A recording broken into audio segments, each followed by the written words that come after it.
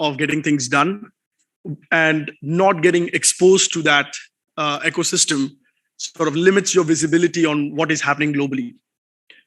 One of the things that is happening globally is there is a new world of web, something called Web 3.0 that is getting created. You might remember 15 years back when there was no internet, how the world was. Then came along something called internet that people could do searches on. And then came along Google, Yahoo, then came along Facebook, then came along LinkedIn. And you saw the change in the quality of life and communication over a period of time. But now what is happening is there is a new world of Web 3.0, which is coming out with new functionalities, new abilities, new tools, new infrastructure that basically defines the future of internet, the future of Web 2.0, and a new world of technologies that will emerge. That said, you might ask, why is it relevant? Life and communication globally over a period of time. Just to qualify. But now, 100 unicorns. What is happening is there is a new world of Web 3.0, which is coming out with new functionality. And all of these unicorns are looking at one country to produce the talent to do the development, which is India. They're looking at one country, educational institutions, to train their engineers to come into the space. Let me qualify it further. If you are a student and you're looking for a job, the best, engineering job, let me just put some numbers here to the table, might fetch you a $50,000 salary. In Web 3.0, globally, a 2 years experienced engineer is getting $500,000. We all know the platform of career path has become global. There is no more made in India, used in India, or it never was when it came to technology. So why handicap ourselves from just a little lack of education? And that's really the problem we're trying to solve. The world is looking at us to produce those engineers because we produce 1 million engineers a year, pan India. And now we want to train them to take advantage of this opportunity. So what is our mission?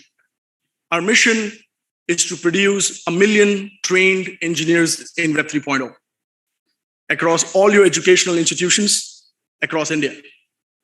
Our mission is to produce 1,000 founders, entrepreneurs, and accelerate them into the journey of building the next Facebook, next Google that will run on Web 3.0 technologies.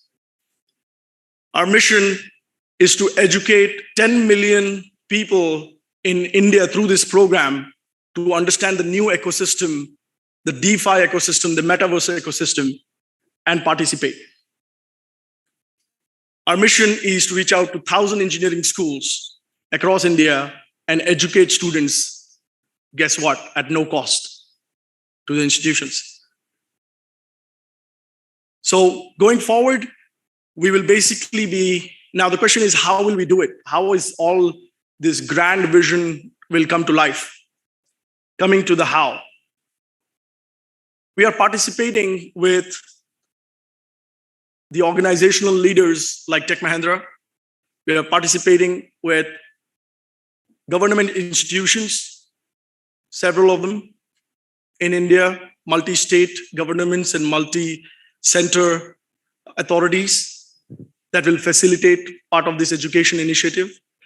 We are bringing in global partnerships for education content and leaders who can teach these students at schools. We are organizing 20 hackathons to facilitate the movement from education to building skills for these developers, for the students here, to learn, to train, and get better at the technology. We are organizing 20 startup competitions to promote engineers, to reward at the end of the celebration, and to get them the tools they need to build the companies globally. We're doing 40 DeFi competitions to encourage you to participate in these programs and understand technology and the new systems. We are organizing, more importantly, around 20 recruitment drives, bringing in all global recruiters in the space. You might ask, how many recruiters are there? There are 19,000 recruiters who are looking to hire engineers. That's the number we're talking about. And we're bringing them all here through this medium, through this channel, and work our way up. And the biggest of all, is the celebration with the government dignitaries, the conference, which will happen with the government. I'm sure, once we play the glimpse of the 2018, you'll get an idea, but I promise that event will be twice as large this year. And we want to celebrate all students. We want to celebrate all educational institutions, all commercial organizations, nonprofit organizations, partners in this program, to encourage, to recognize, and to celebrate their achievements during this program.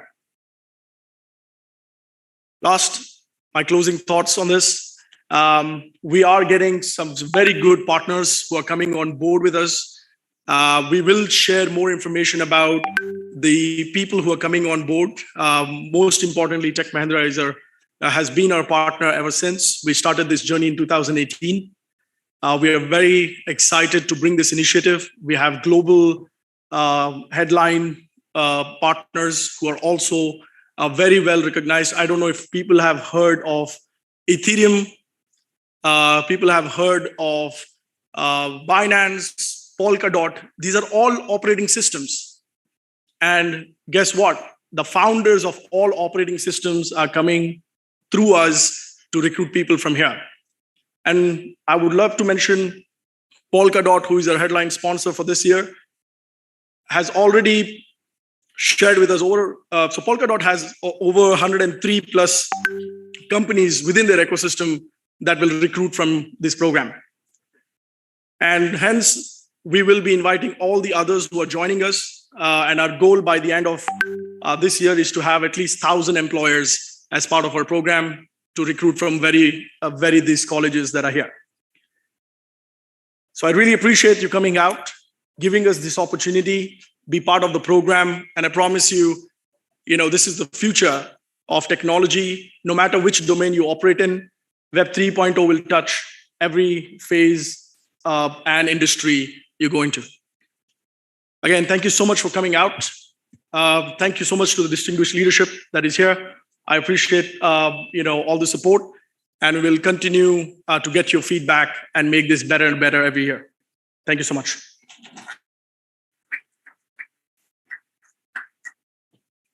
Thanks for sharing your vision, Mr. Pitti. We wish you the very best in achieving this grand and ambitious goal. I would request you to stay back on the stage. Can we play the video of the glimpse of IBC and 2018?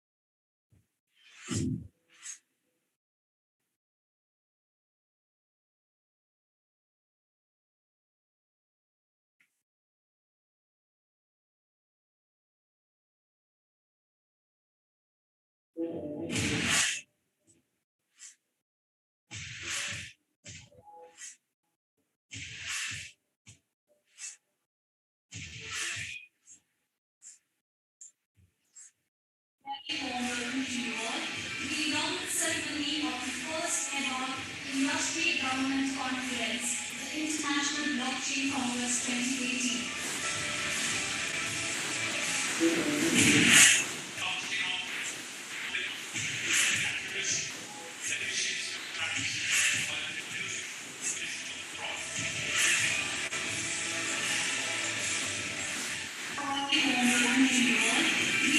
Ceremony of the first ever Industry Government Conference, the International Blockchain Congress 2018.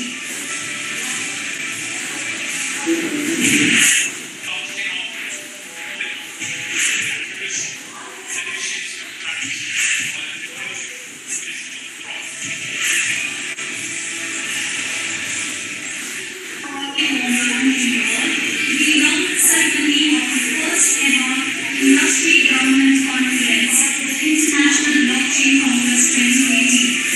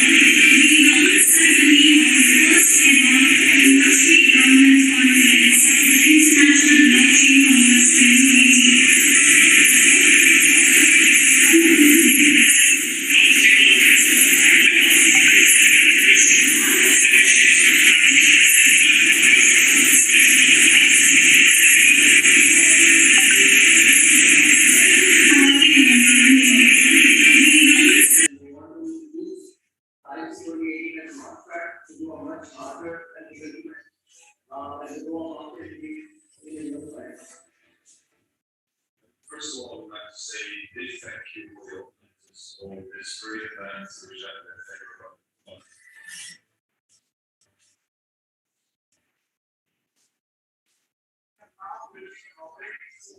It is now redefining the way of IT is being conducted, and more importantly, the way business processes will get conducted. We will be signing an MOU to launch a Telangana blockchain district.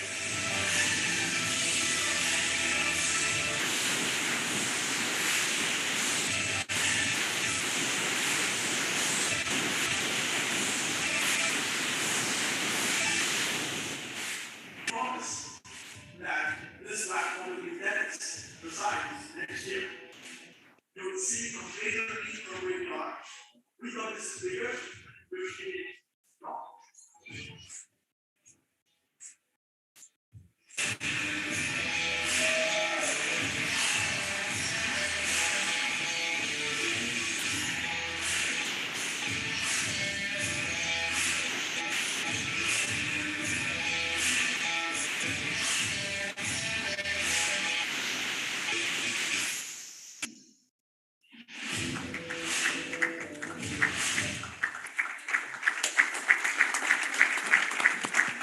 Wow, that was awesome.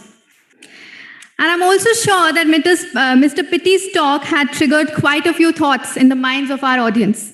And why don't we now indulge you in demystifying and getting more insights, especially for the student community and academia. And who better than Mr. Pankaj Diwan, founder and CEO of Idea Labs Future Tech Ventures, who has been championing the cause of students for more than 2 decades now, to host this fireside chat. May I now request Mr. Devan to join the stage?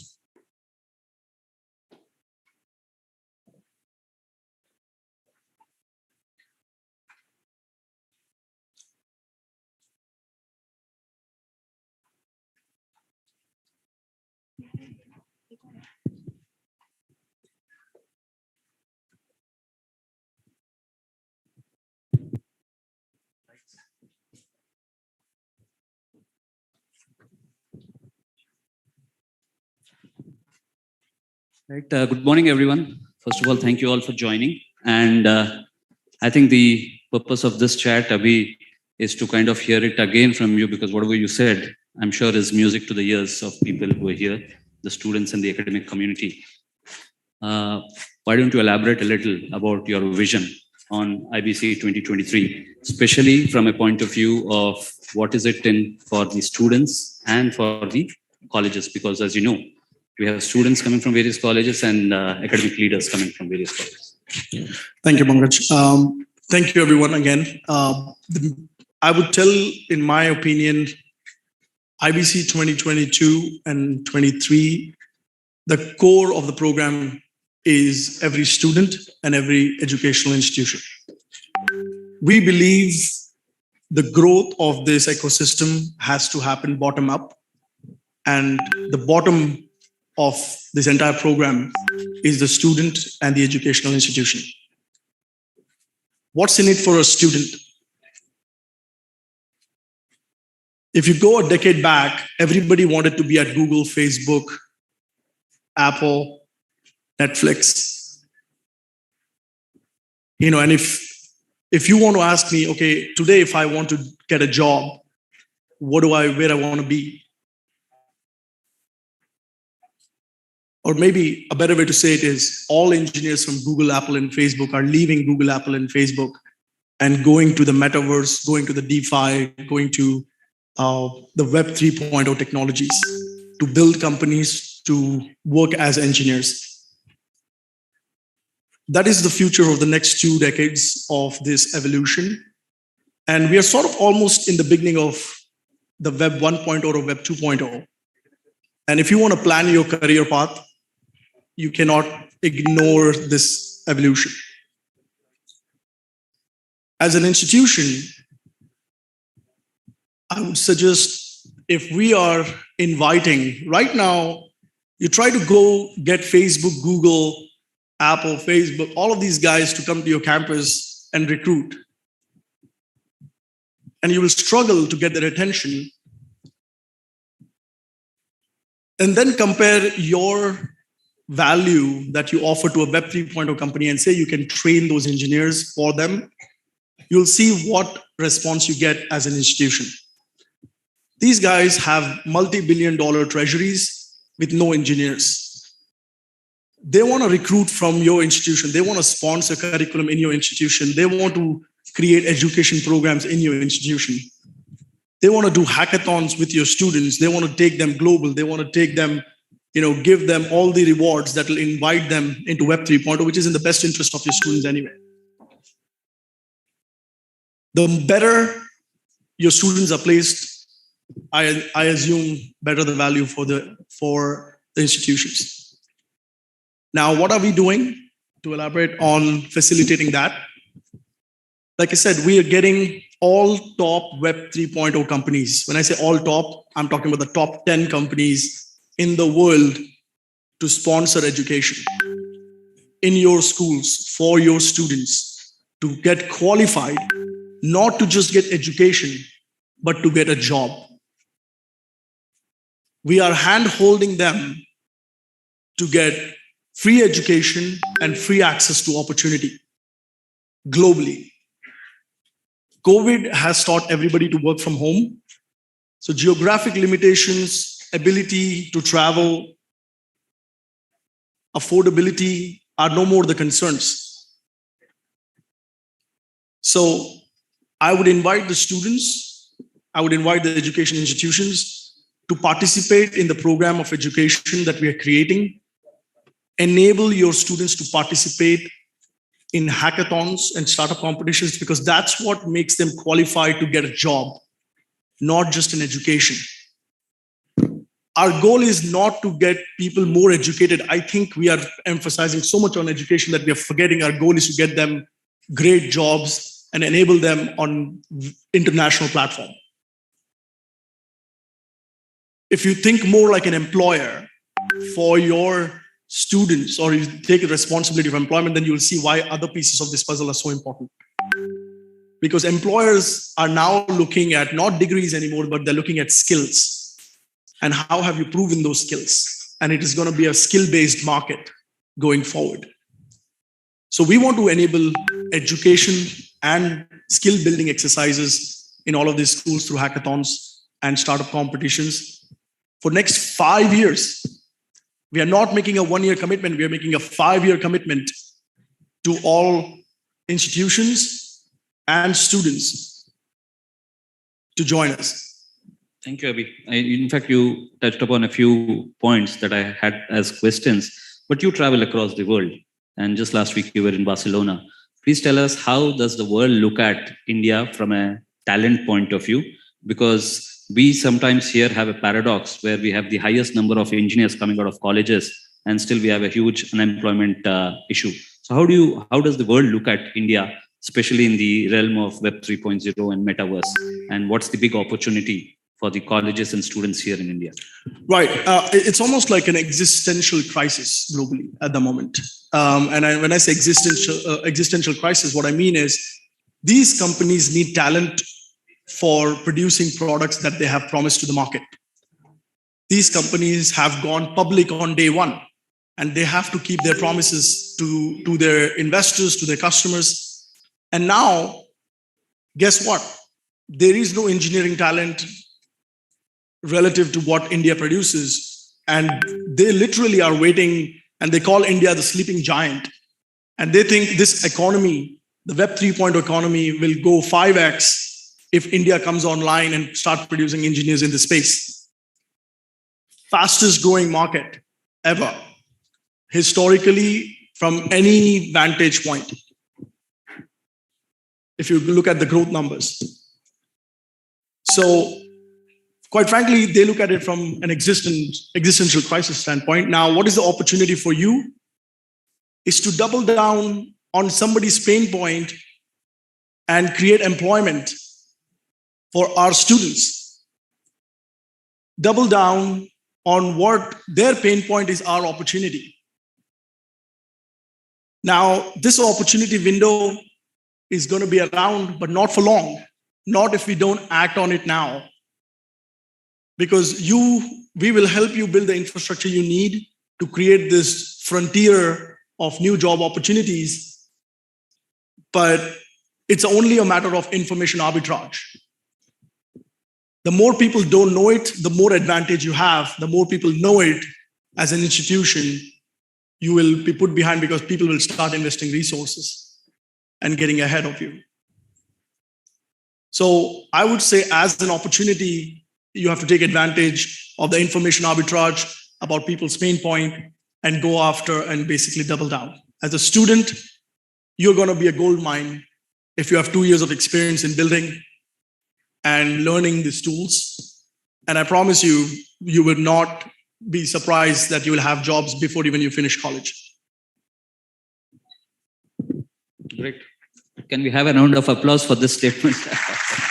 Well, I think that's the biggest concern that all of us have. Abhi, I also know that you're signing MOU. I mean, IBC Media is signing MOU with colleges, and on last count, I think we have about 100 colleges who have already signed the MOU.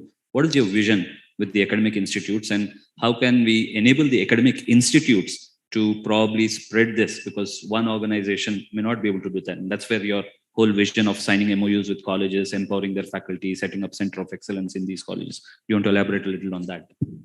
Yeah, so I think India overall has around 6,000 engineering schools, and between tier 1, tier 2, tier 3 schools, cities. And we believe that we cannot do it all alone. We need partners like Tech Mahindra. We need partners from the government bodies. We need partners on the ground like Idea Labs. We need partners globally to create resources. But most importantly, like I said, this is a bottom-up revolution. The student has to take initiative. The world is no more about spoon feeding any students here, right? Like, you have to take initiative to understand. I have gone to, I would say, I'm a student of JNTU here in Hyderabad, by the way. I've done my bachelor's in aerospace engineering from a college called Institute of Aeronautical Engineering. And then I went to Harvard. What I realized was the biggest difference between us who are in tier 2 schools and an IIT or an IIM is just information arbitrage. If you know where to go find a job, if somebody tells you what steps you need to take, that's the only difference. Rest, it all depends on the students individually to go find the job and find that opportunity and curate it and achieve it. As far as institutions, I think, again, it's just information arbitrage. We need your help to support your students to get jobs. We need you to enable this awareness. We need you to enable this education. And we cannot do this without you. We can sign an MOU, but the MOU means nothing if we don't have support from the leaders within these organizations. We need student leaders, we need education institution leaders to come forward and champion this effort in the interest of only one objective: getting our students jobs equal to the best institutions globally. Like I said, it's not about degrees anymore. It is about skills, demonstrated, proven skills. So if you're an engineer, if you've done 2 hackathons, created a good product, learned the software, I don't need your degree to get you a job. That's really it. Thanks, Avi. Thanks for articulating it so clearly. So as I understand, as IBC Media, you're going to share with them a lot of content with the education partners, with the international blockchain partners, and also provide recruitment opportunities. And the students will have to go through that content, will have to participate in hackathons, the 20 hackathons that you talk about. Do you want to quickly talk about a little bit about the plan for these 20 hackathons? And if you want to announce that the first one has already started, so they should probably join today. I think, absolutely.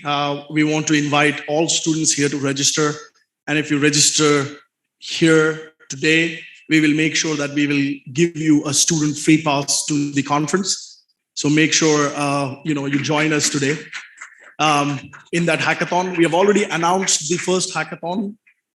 We are announcing education programs today. Our goal is to build over the next 5 years, clear boot camps for skills required to get specific jobs. We are starting our journey, but I promise this will be a snowball for the next 5 years, where will we create the largest Web 3.0 innovation program with our partners here. And the last thing I would say is, as far as the program go, we have this 5-year commitment where we are doing 20 hackathons. But this year we have 4 hackathons back to back. And every engineer can participate in all 4 hackathons. Remember, this is a building exercise, building skills exercise, and counts towards your getting a job. It's not a participation in a hackathon and getting a prize money, which is also there. There are great prize monies for everybody to win. But we are trying to train our engineers, and as part of the new resume, you need to educate and build. That is your new resume. And we want to basically organize 4 hackathons, 4 startup competitions, 8 DeFi competitions, 4 recruitment drives, and our celebration event in January 2023. So we please invite all of us to join.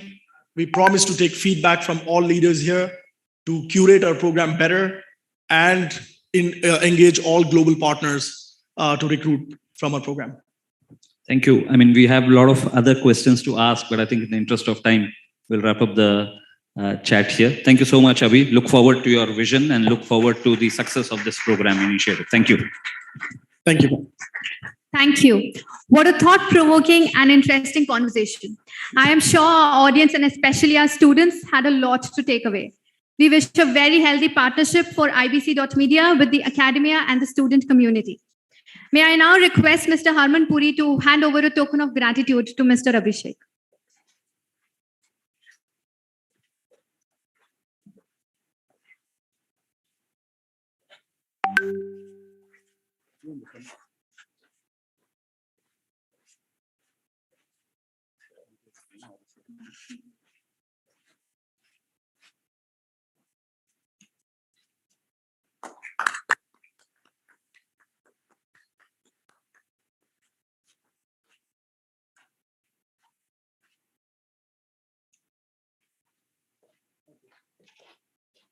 Thank you.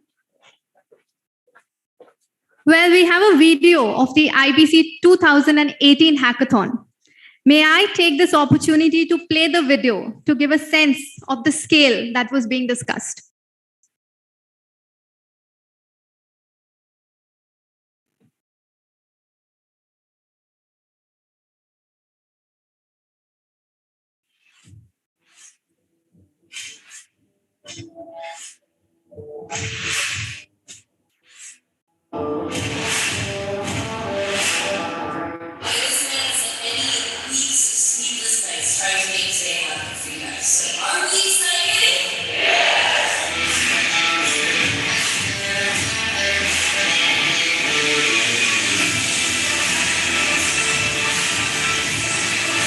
That's what makes things like hackathons exist. For anyone who says it's an event, this is the story of each of them. And this fosters imagination. The power of dreaming is what allows people out there, better people like you, take us to the next level. What blockchain is about to you in India, it's going to be such a revolution and such a big impact. You know, you can This fosters. but showing up and sending is amazing and really the way it transforms your life. Some of you guys, I see 5 years, 6 years, 10 years from now, 2 years from now, you come up to me and say, remember how to sing in the That's my company, and I remember. That's my company, and some other company. That's my company, and we have some great things in India.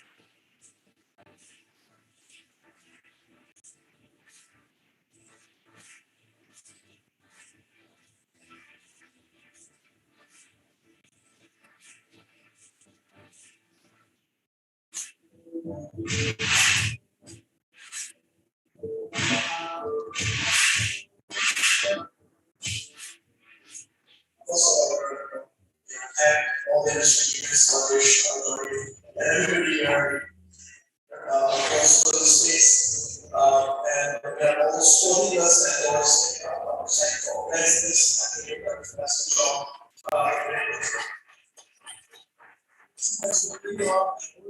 All the students edition, and it's all being there as well. Given this, the complete perception on that is crazy. I'm the reason for all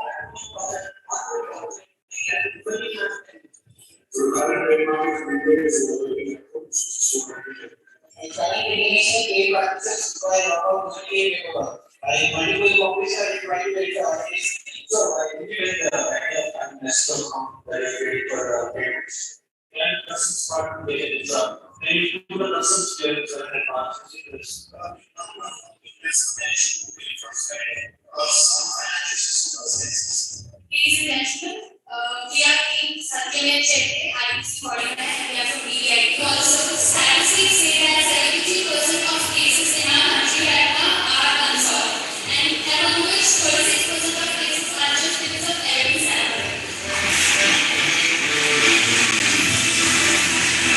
So I've been here at the IBC hackathon, and I love IBC hack. The IBC hack barriers that we saw are very impressive. And you will see the interface of academia and industry will start to do wonders in the future. I was passion, enthusiasm. I think firstly we have to,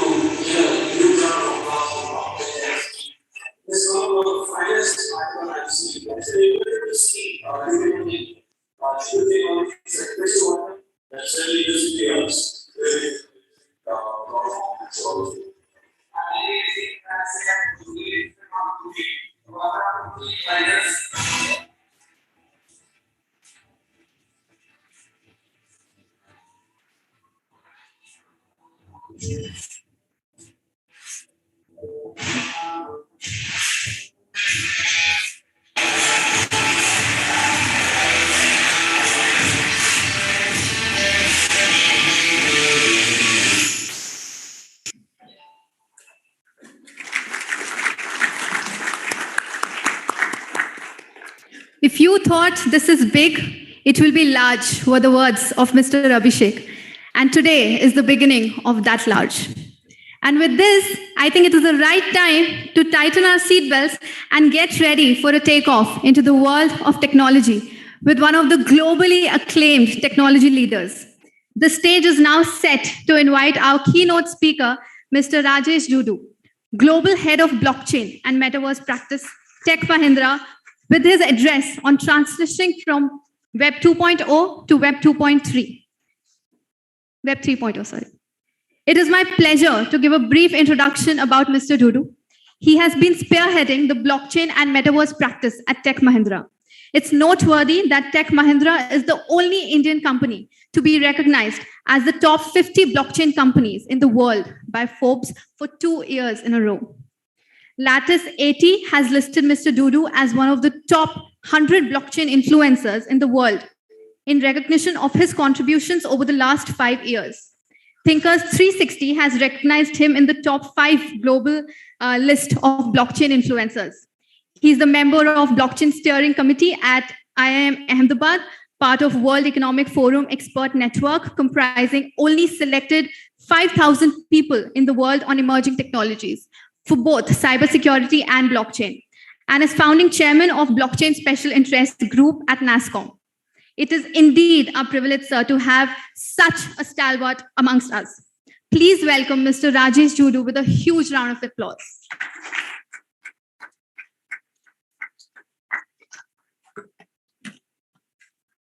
Morning, everyone, and thank you for the kind introduction. So now you realize why blockchain, Web3, metaverse is becoming so popular, right?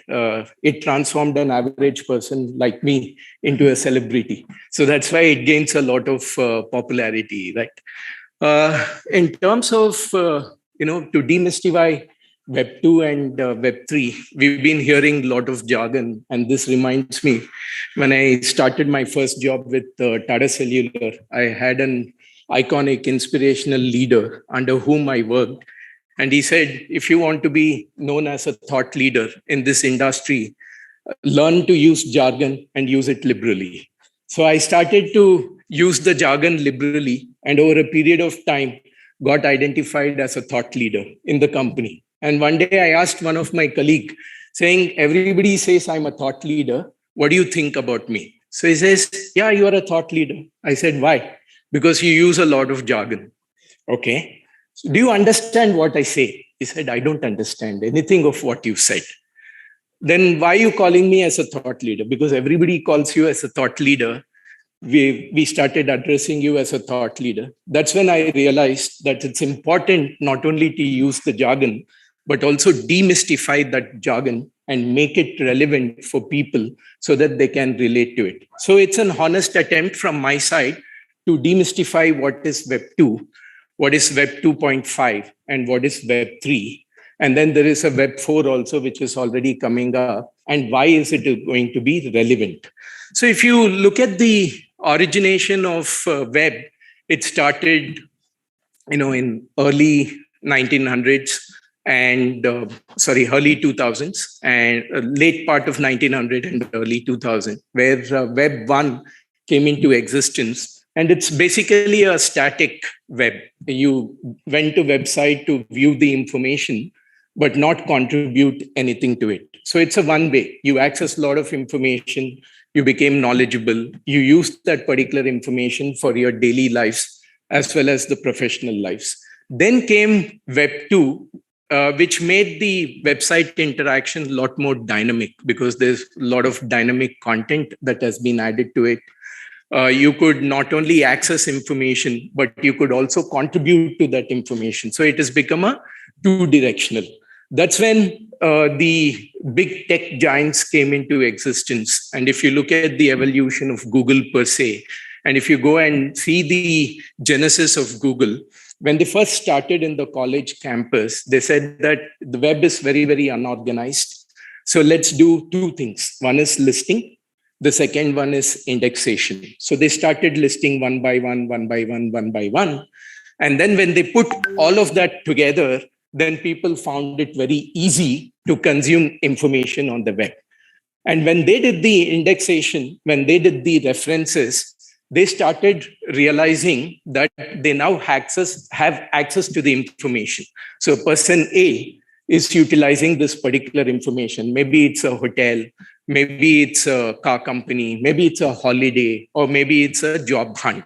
So when you have access to this information and the others don't have access to that information, they said, let's monetize this. And that's how Google became a behemoth. And then you have this search engine optimization, search engine marketing, and various other things. And which is good from a usage of web perspective, but it came up with, or it rather put many fundamental problems which you and me face on a daily basis, right? Or sometimes I get psyched up when I'm looking at Gmail. Google is giving automatic suggestions. That means Google is reading my content. Is it reading my content? Is it doing it consciously or unconsciously? Is it interpreting my content or not? So there is no anonymity over there, number one. Number two, in terms of the problems that you have are manifold. So the problems is today on the web, you do not control what you create. And whatever you have created, whether it goes downstream or upstream, you have no control at all. And there's a very good example in the United States. There was a person whose family was admitted into the hospital. They were in the critical care unit. And some in the family wanted to visit, and they didn't know where the hospital was. So this person opened up his location ID on the phone, put up the location, shared the PIN on WhatsApp or whatever is the form of communication. The other person received the location details. But something else has also happened in addition to that.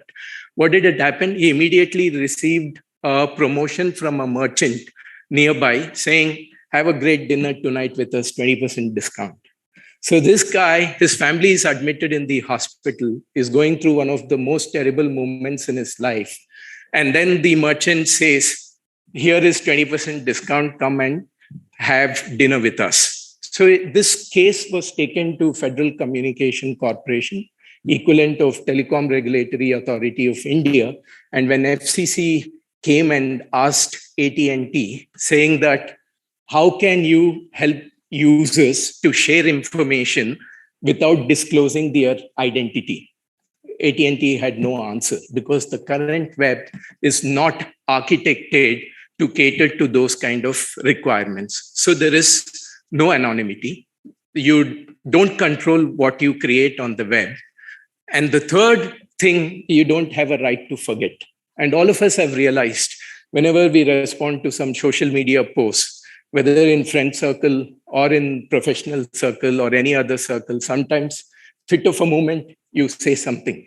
And then by the time you delete it, it already got percolated multiple times over. Yeah, you can delete your post, but the others have already percolated it multiple times. So there is no right to forget on the web too. That is the second, that's the third one. And anonymity also becomes very important because the way the web is architected today is completely centralized in nature. I'll give you a good example. You're logging into a corporate website, or you're logging into a banking site. The banking site asks you for your username and password, right? The banking site is asking you to validate who you are. Now I want to tell the banking site, I want to validate who you are. Don't ask for my validation. Okay, you're asking me for my username and password, but can you authenticate that you are the right website of that particular bank? Do you have that capability? You don't have capability today. So it's they will say you like it, you use our services. If you don't like it, go and take a walk. So how do you now bring in anonymity and then establish yourself either to a corporate server or to a banking site. That can be possible in Web3. And that can be possible using blockchain, what we call as the zero knowledge proof, which brings in what we call as the passwordless authentication, passwordless identification and authentication. And that's why there is a mega rush by the tech companies globally to move from Web 2 or Web 2.5 to Web 3. And what is the other thing that is going to bring?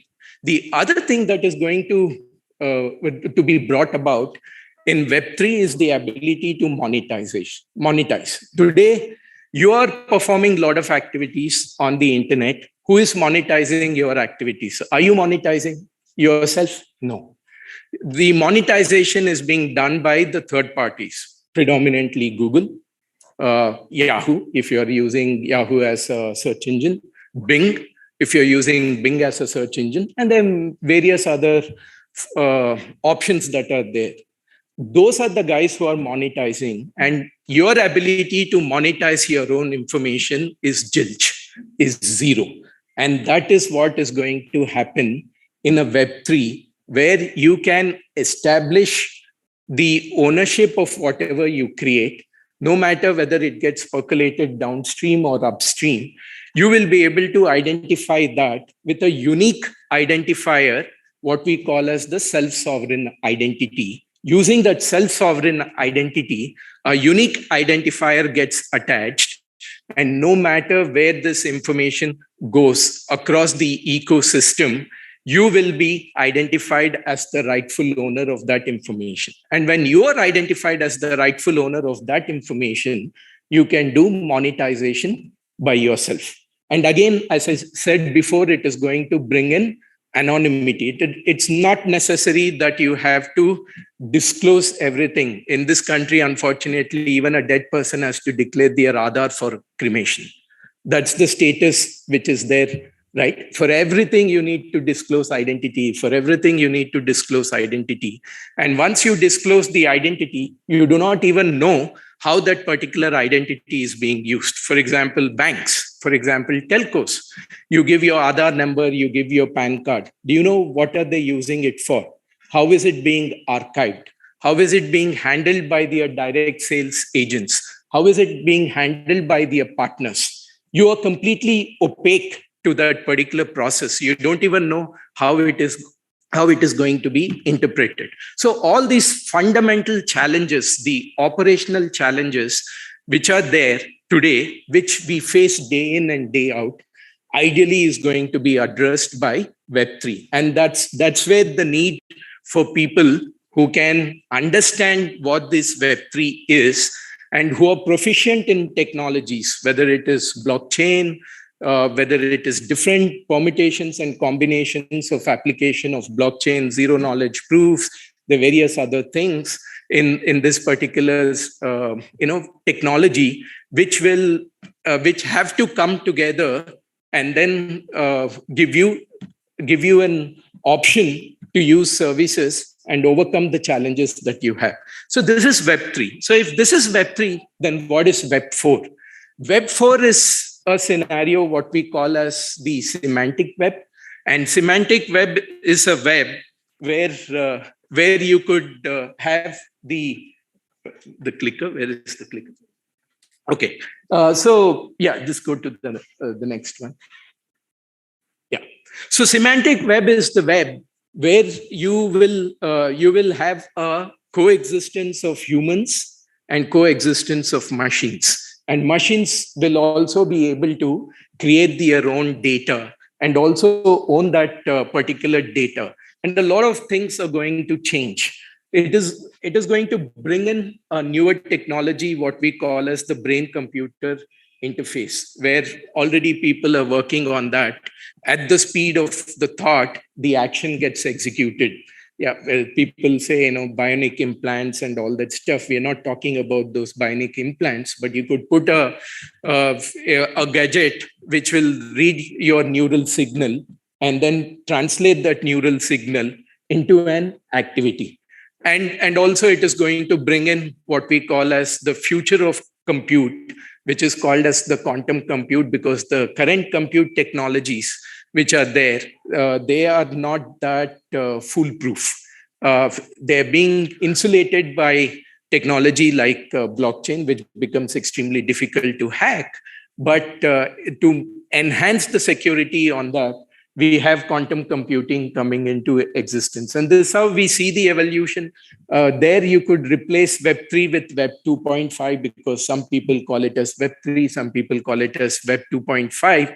But that nomenclature is not important, as I told you before. What is important are the benefits that will endo upon you, or that will come to you. So this completely, we are at the cusp of a complete transformation. Not many people understand it. The first mover gets the first mover advantage, and that's where you could leverage. And those of you who are in the audience, you're either representing an academic institute or you are a student yourself. This is a fantastic opportunity to leverage that. And what is more important also in the current scenario is, earlier, when you wanted to learn, you didn't have access to those learning mechanisms. And we have learned from our own scriptures, right? Good example is Ekalavya. When he wanted to learn, he didn't have access because he did not belong to a royal family. And ultimately, he had to struggle a lot to learn. But now, if you look at the current mechanism, you have access, but unfortunately, many students don't have the intent to learn. And I see that with my nieces and my nephews, where they have a lot of access, but there is no intent to learn. And that is what we are trying to tell you, saying that if you have a very little propensity to learn, what are the benefits of increasing that propensity? Because this is going to usher in opportunities that are completely unimaginable, either from an entrepreneurship perspective or from the professional perspective. So it is up to you in terms of how to leverage these opportunities. As long as you're open to leverage these opportunities, we'll bring many, many avenues to you to capitalize that. Thank you very much.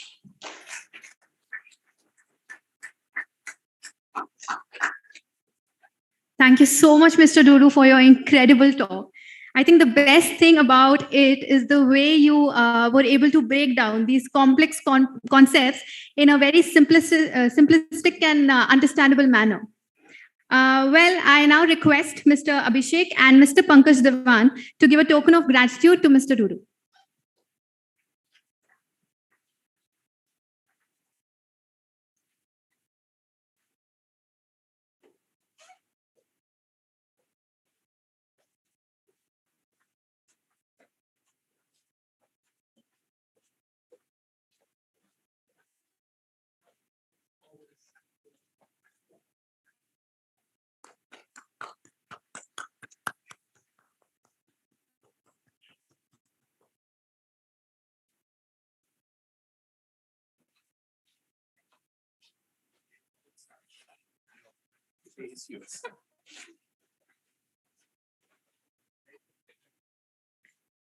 Well, what a day it has been so far.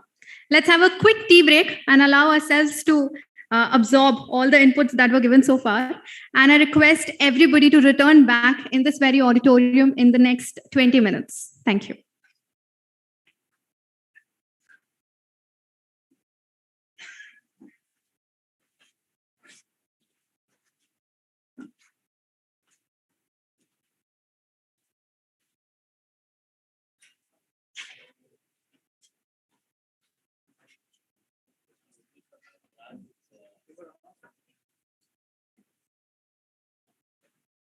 I would request everyone to please move from the exit at the back. The tea break is present there.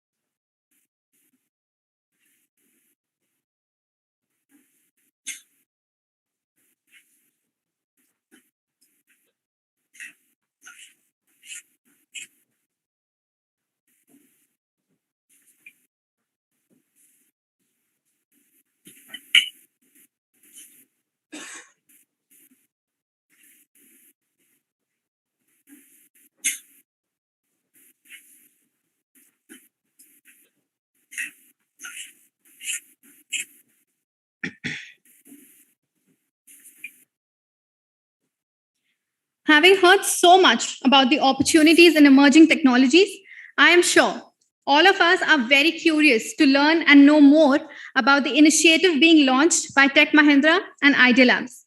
May I now welcome Mr. B.K. Mishra, Senior Vice President and Global Head, Delivery and Operations, Tech Mahindra, to throw some light on this leadership initiative. Mr. B.K. Mishra is one of the most senior leaders at Tech Mahindra. He is the Global Delivery and Operations Leader with P&L responsibilities for $900 million USD revenue across 3 strategic business units spanning all vertical segments and geographies of Tech Mahindra. He is also very passionate about upskilling the youth. Sir, we are very eager to listen to know more about you from this education-driven partnership between Tech Mahindra and Idea Labs. Please put your hands together and welcome Mr. Mishra on stage.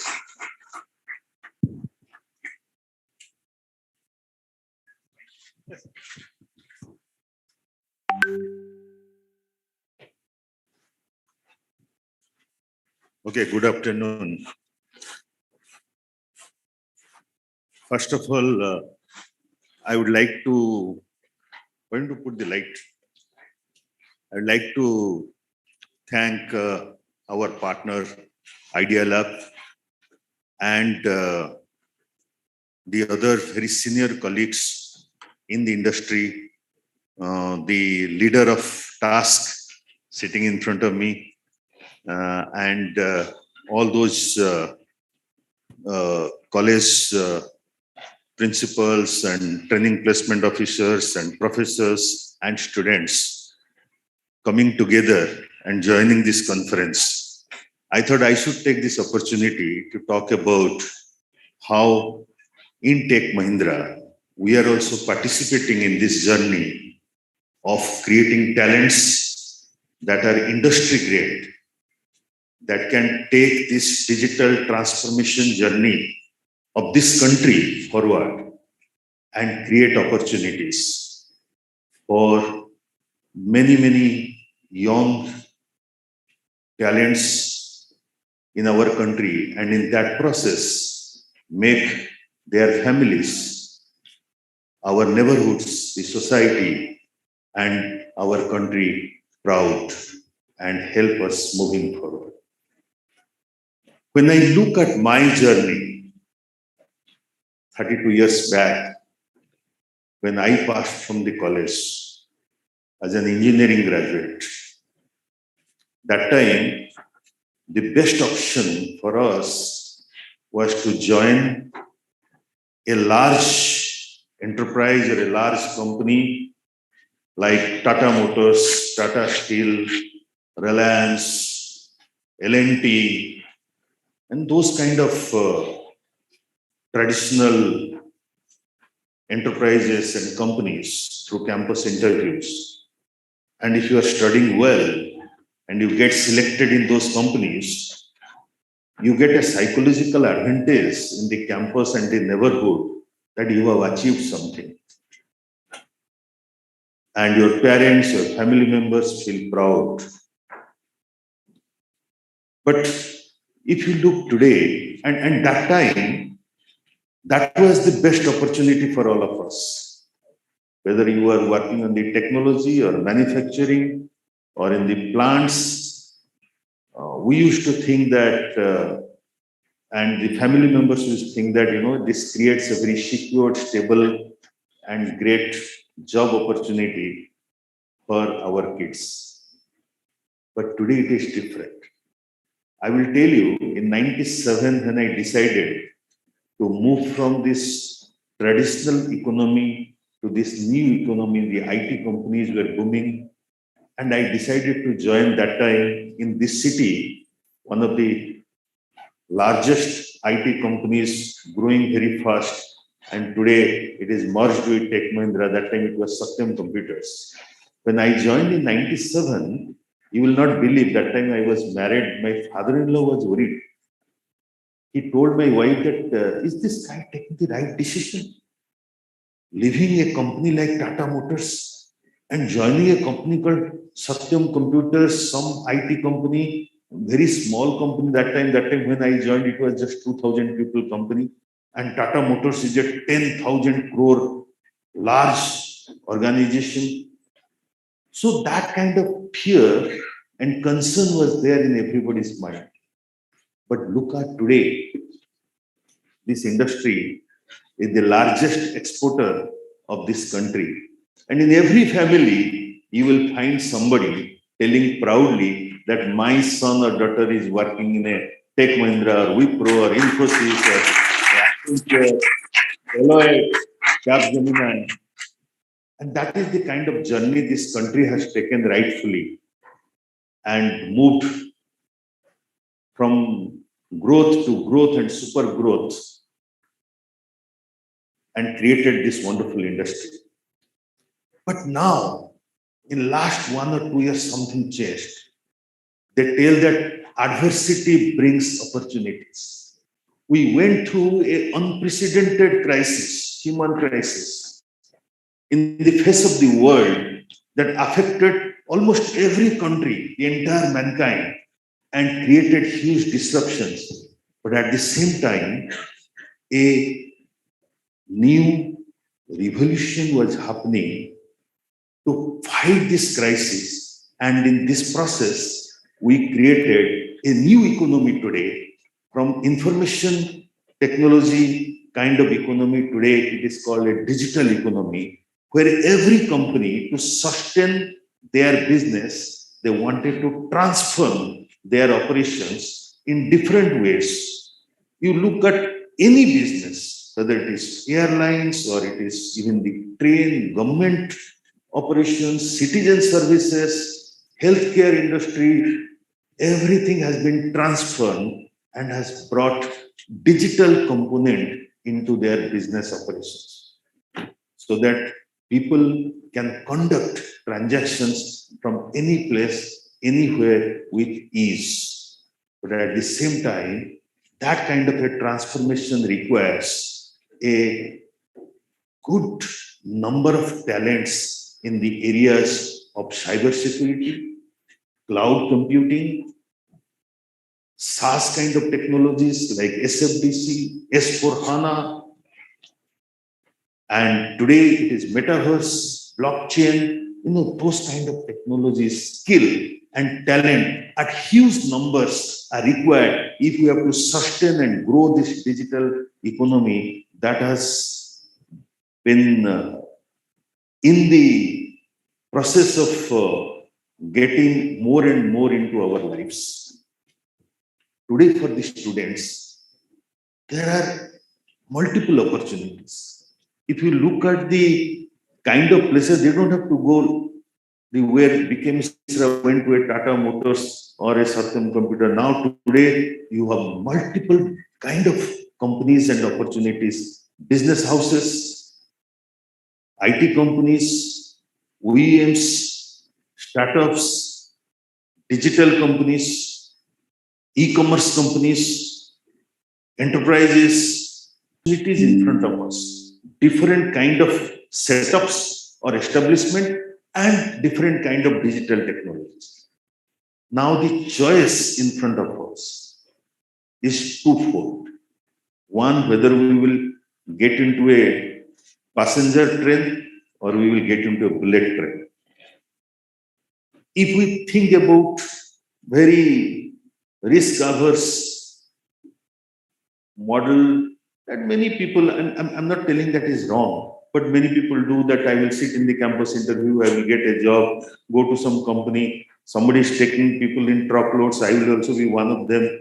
And once we join there, the company will put you in some projects, because while there are a lot of digital technology, there are a lot of traditional technologies also, right? And you will have a career path.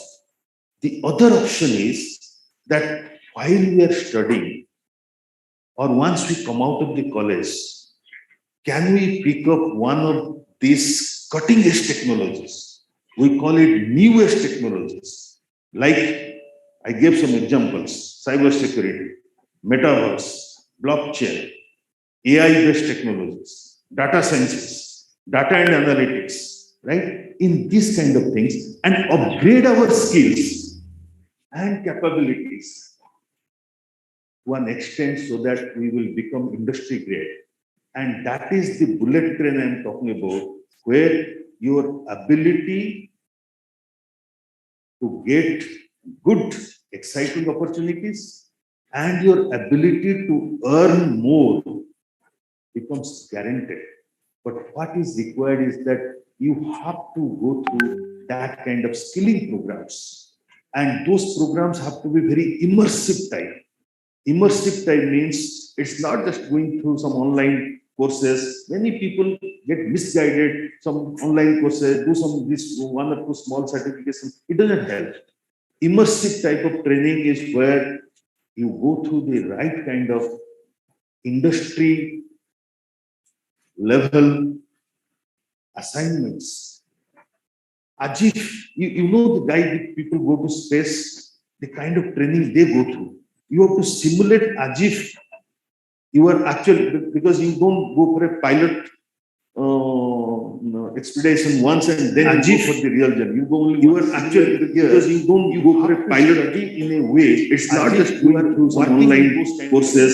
Many people get misguided. Some online courses, do some one or two small certifications. Even collaborating with immersive type of training is where you go through the right kind of hands, industry, these students and aspirants assignment to a platform.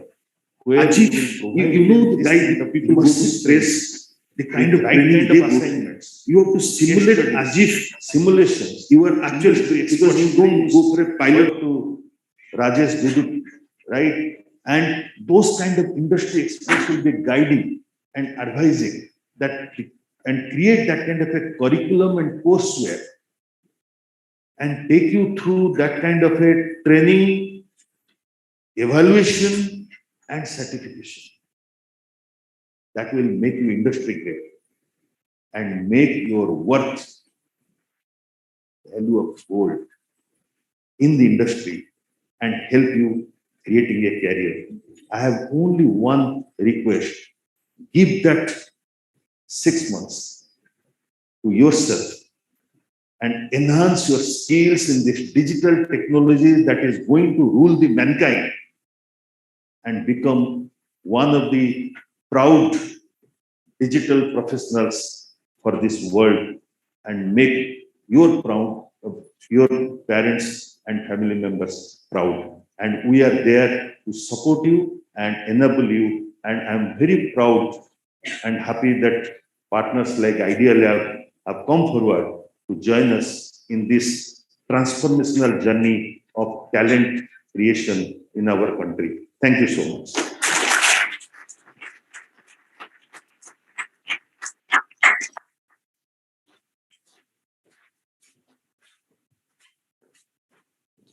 Thank you, Mr. Mishra, for instilling this inspiration within us. I am sure I speak for everyone in this auditorium. Your words of wisdom are very motivational. May I now request Mr. Harman and Mr. Saurabh to give a token of gratitude to Mr. B.K. Mishra.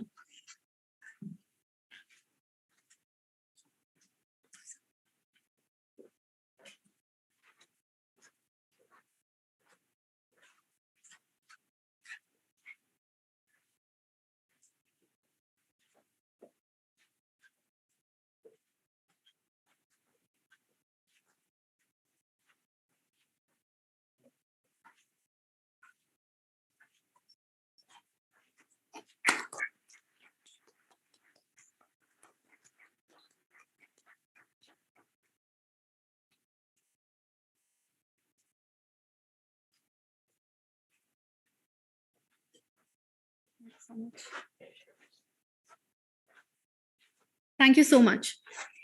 The IBC 2022-23 has some marquee sponsors and partners.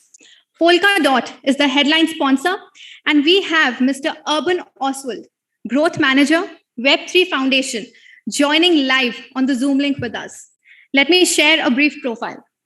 Urban Oswald is a growth manager at the Web3 Foundation, which nurtures technologies and applications in the fields of decentralized web software protocols.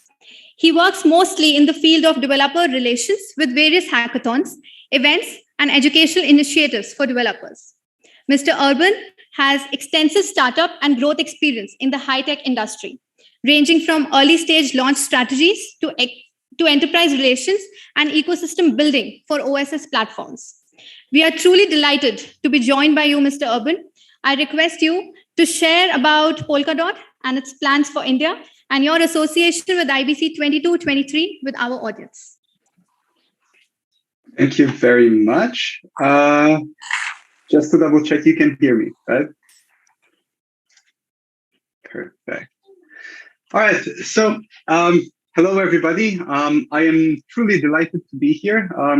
Like announced, I'm Urban from the Web3 Foundation, and the Web3 Foundation really stewards the Polkadot and Kusama ecosystems, amongst other things.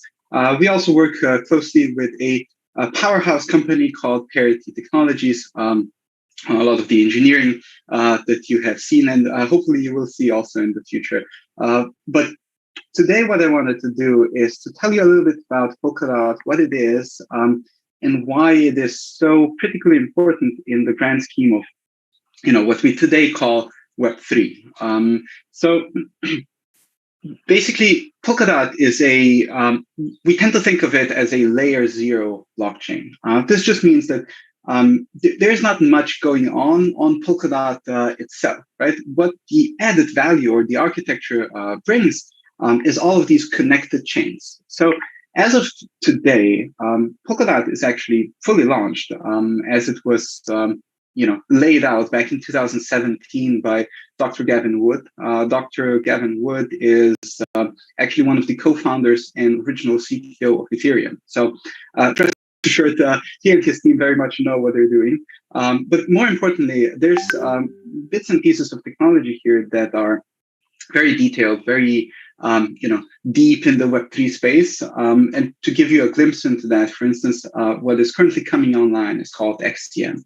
It is a cross-consensus messaging protocol that connects all of these blockchains together. So I'm not going to go into details, but I do want to stress that the level of innovation and forward thinking this year is astounding, truly astounding. And I speak very much from the heart when I tell you this, that even from the inside, I am sometimes amazed at what we're bringing to the table. So more importantly, at least to my work and in this context that we're talking about today, and with IBC Media and so on, I think Polkadot is one of the few ecosystems, open source software ecosystems in general, that really boasts a massive and vibrant ecosystem. Now, we're talking about an ecosystem of thousands of developers, builders, but also other complementary things that we see that are equally important for the success of such an ecosystem. So think of marketing agencies, think of legal support, think of many other things, incubators, accelerators, all of these things that need to come together to actually make a huge difference. In my opinion, one of the most important ones is what we're talking today is actually education, right? How it all starts there. You need to tell people what you're doing. You need to educate them. And for me, this is really one of the most critical aspects of, at least of my work. Really. So to dive into this a little bit better, and I want to tell you also a little bit about the future division and why this is so important. So across Polkadot and its canary network Kusama, we currently have 40 blockchains connected. So these are live networks. And no other ecosystem has come close to this. This is a unique and massive achievement. So really deeply congratulating all the engineers and all the people that have worked on this, because it truly is a massive achievement.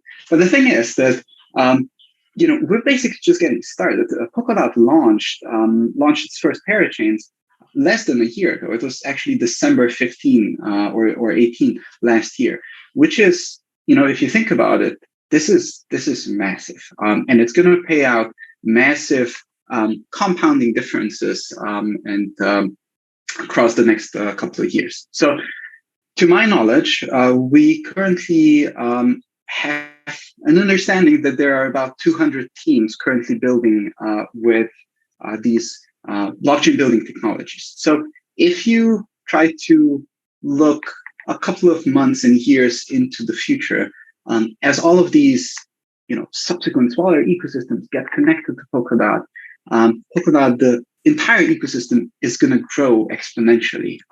All of these blockchains are then coming online. They're building their own ecosystems. They're onboarding their own users, their own end user application builders. So this is truly, if you think about this in a couple of years' time, it is going to be absolutely massive.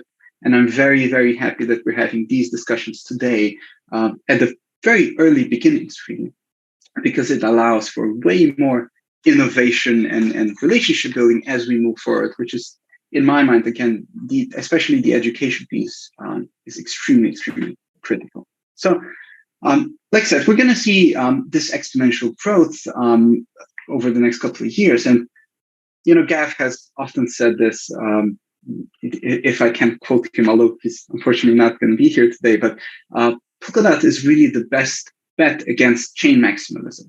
This just means that, we're not in the business of creating the smart contracting blockchain. We're not in the business of competing with other similar blockchain ecosystems.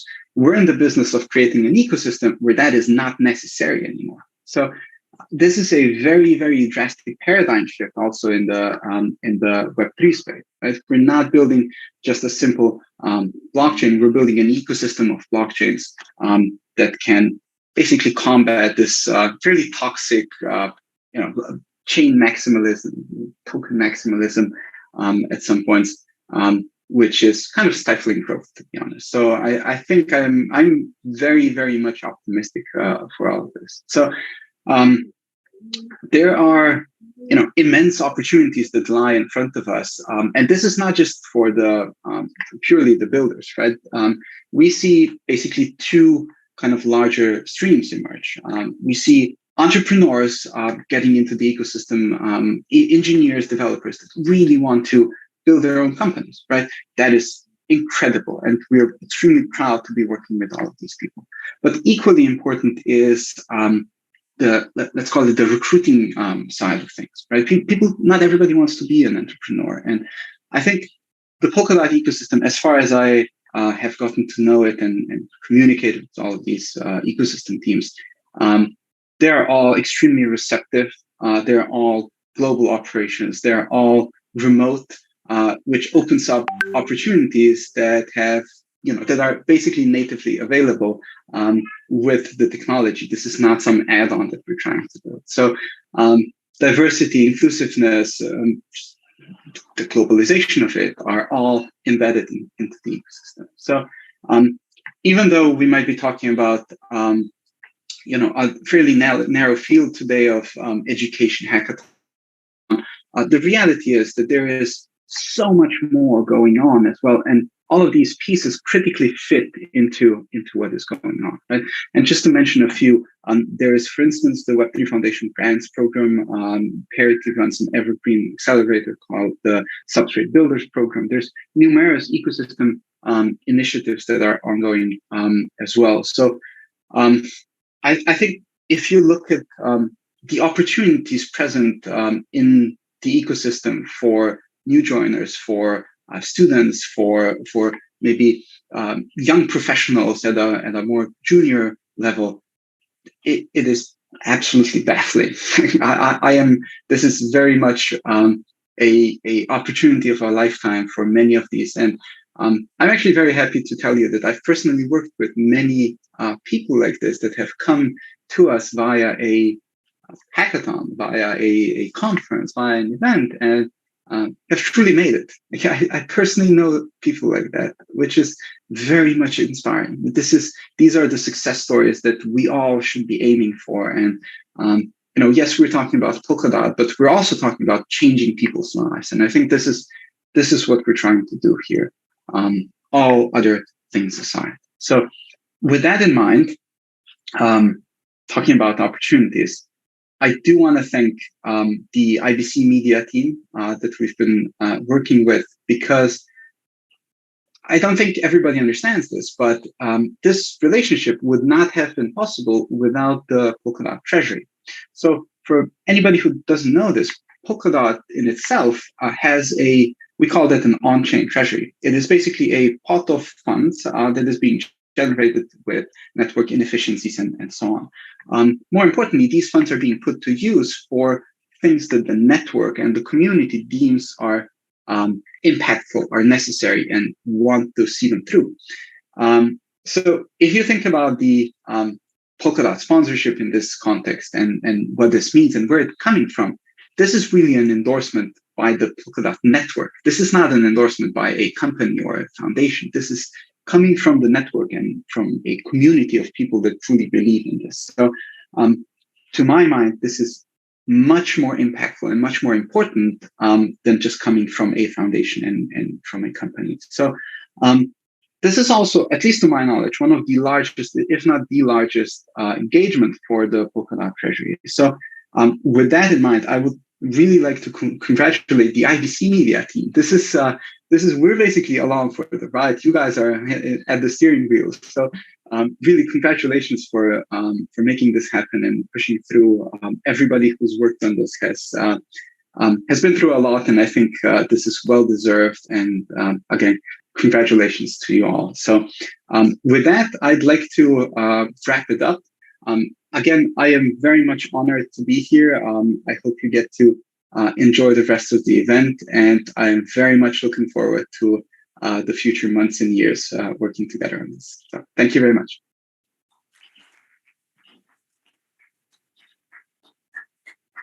Thank you so much, Mr. Oswald. We look forward to having a great participation from our students and developers in the upcoming workshops, hackathons, and other competitions being supported by Polkadot.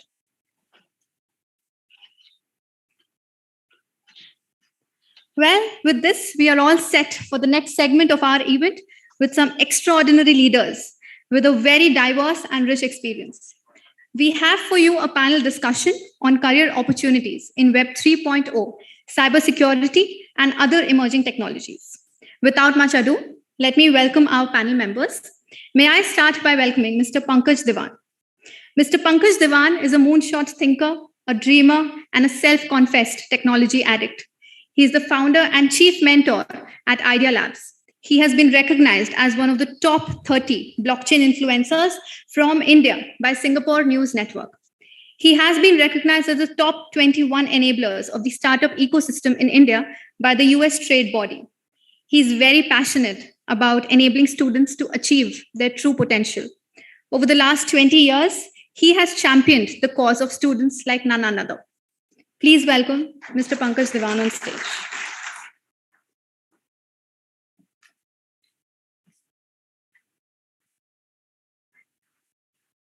May I now invite Mr. Sriram, Cybersecurity Delivery Head, Tech Mahindra. He has a total of 19 years of rich experience. In the past, he has been a CISO at Cloud4C, Support Head at Color Tokens, Cybersecurity Operations Head at Computer Associates, and Network Manager at Genpact. He has been instrumental in delivering multiple large end-to-end enterprise security deals from enterprise customers across BFSI, energy and utilities, aviation, automotive verticals, etc. Please put your hands together to welcome Mr. Sriram.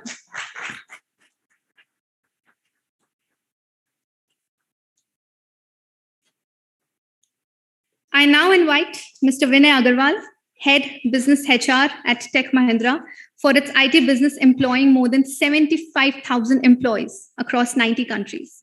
He's also the head of its largest location, Hyderabad, with more than 24,000 associates. He has performed different leadership roles in his career spanning across 27 years. Before TechM, he was head of operation excellence for IT, captive of the Bank of America. Please put your hands together to welcome Mr. Vinay Agarwal. I think Vinay has stepped out for a minute. He'll join back. We can go to the next.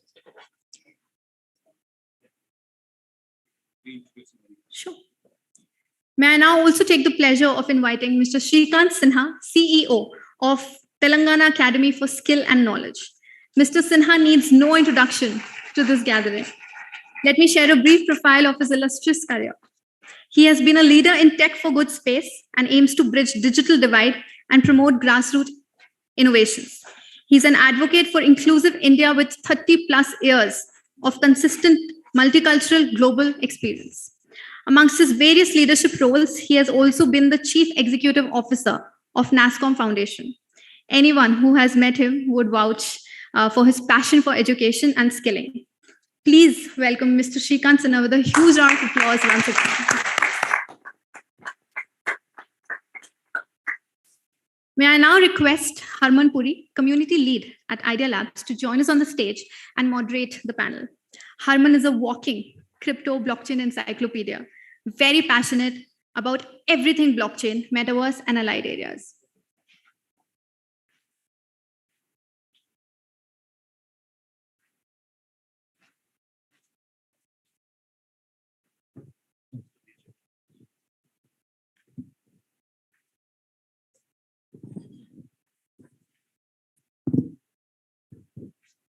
Okay, so yes, definitely, absolutely.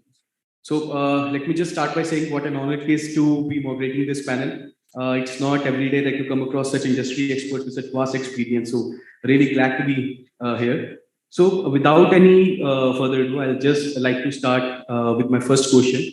So Mr. Shrikant, we all know the mission that you have taken in scaling, the state of Telangana with emerging technologies and the appreciation it has attracted. So my first question is to you. What are your views on the big opportunities in the emerging tech space when it comes to metaverse, blockchain overall? Sure, thank you. I think you've mistaken me for Krishnamachari Shrikant, that you have asked me to open the innings. We're here, but I'll try to hit as many sixes as I can. Let me see. I think when Rajesh was presenting, he gave a very good landscape of how web technologies have developed. But before that, we need to understand why there has been a need for this kind of, the web changing itself. Whenever we speak about any industrial revolution, etc., till now, there has been only one technology which has been making an impact, be it in terms of a steam engine for industrial revolution, and for the web revolution, it was internet, right? But now with IR 4.0, there are about 10 technologies, emerging technologies, which have combined together to make differences. And that's where typically things have changed. So everything is going to change completely. What does it mean? So let me paint a small picture for you. If someone over here is an automobile engineer today, right, what he would have done, like Mr. Mishra also spoke about it, coming out, joining Tata Motors, internal combustion engine or IC engine that used to be called in those days was the only thing that you were aware of, right? But an automobile engineer today would look at an EV, probably, and what are the things he'll be involved with? He'll be involved with understanding the battery, right? The electronic storage systems, as we call that, the powertrain itself, how exactly the whole thing is going to be done. He will also be included in multiple things, including his domain, which is cybersecurity, because a hacker can hack your audio system in your car and hear to whatever you are speaking. So an automobile engineer needs to have all these technologies knowledge. Plus, he should be aware about how the battery charging is happening. So artificial intelligence and machine learning comes in over there, because today all systems are moving towards that. So today, if you look at it, there is no field. I repeat, there is no field where emerging technologies are not going to make a difference. If we talk about internet, we are talking about 2G, 3G. I'm not talking about the corruption that happened with it, but the way things have moved to 3G, 4G, and now 5G. Already it's being tested right now, right? And what does it promise? It promises 1000 Mbps data bandwidth speeds. What does it mean? That cars, autonomous driving cars, will be speaking to each other, right? So if one car has learned how to climb this slope over here, automatically the other cars will be aware of how to climb the slope. And that's where fleet learning actually comes in. A lot of such technologies, right, combined together is what is going to change. We have witnessed, in fact, we 2 years which made this entire thing get accelerated was the pandemic itself. But did we realize that the pandemic, the solution came Because typically earlier on, when we talked about vaccines, etc., it used to take about 10 to 15 years for a vaccine to be developed. But thanks to data analytics, big data analysis, predictive analysis and models, etc., we were able to come up with a vaccine, right, within a short period of 8 to 9 months. And Telangana, of course, has done that. I'm sure some of you would have read in the papers yesterday, 1/3 of the jobs that have been created across the country have been created here in Telangana itself. 150,000 jobs. And that's what it is. If you compare it with other states, etc., our exports were at 26.14% compared to the national average, which is 9% lesser. So I think the potential for jobs over here in all these areas are huge. And in fact, I'm happy to see that many colleges are here, etc., because today I talk about the education system the way it is today. And I always, sometimes people take it as a joke. Sometimes people take it as the seriousness it is supposed to provide. If I'm lying on an operating theater table, right, and the doctor was trained like an engineer is trained today, I would like to see a show of hands over here and tell me what will be my percentage of survival. Anyone? Will it be more than 5%? Yes or no? Can I see a show of hands for people who are saying yes? No one. And that is the reality which it is. People don't employ you for knowing the definition of a screwdriver, but actually if you have used one. And that's where the biggest difference comes in. So as Mr. Mishra also said, in his address, that skills are most important, right? And that is where what the industry is looking at. I'll ask the professors over here and the students over here. Let me just ask the students. Can I see a show of hands? Who are the students over here in the room? Okay, good, very good. Majority of them are students. Okay, let me ask you, how many of you are doing IT or comp science or anything related to IT? Students, please. Most of them, fantastic. Now my next question is the trick question. How many of you have written, right, more than 10 programs during your college stay? Full programs. I'm not talking about coding in between, please. I said it's a trick question. Not the lab exercises, a full-fledged program solving a problem. Yeah, that's what. If someone has, then probably, Pankaj is saying they'll offer them a job right now, because that's what industry requires, right? Not even one. Okay, let me bring down the bar. 7 programs, full-fledged. No one. 5 programs. That is the fact of reality. Today, not even one of you coming from the topmost institutions have written even 5 programs individually, right? You go to the job market, what do they look at?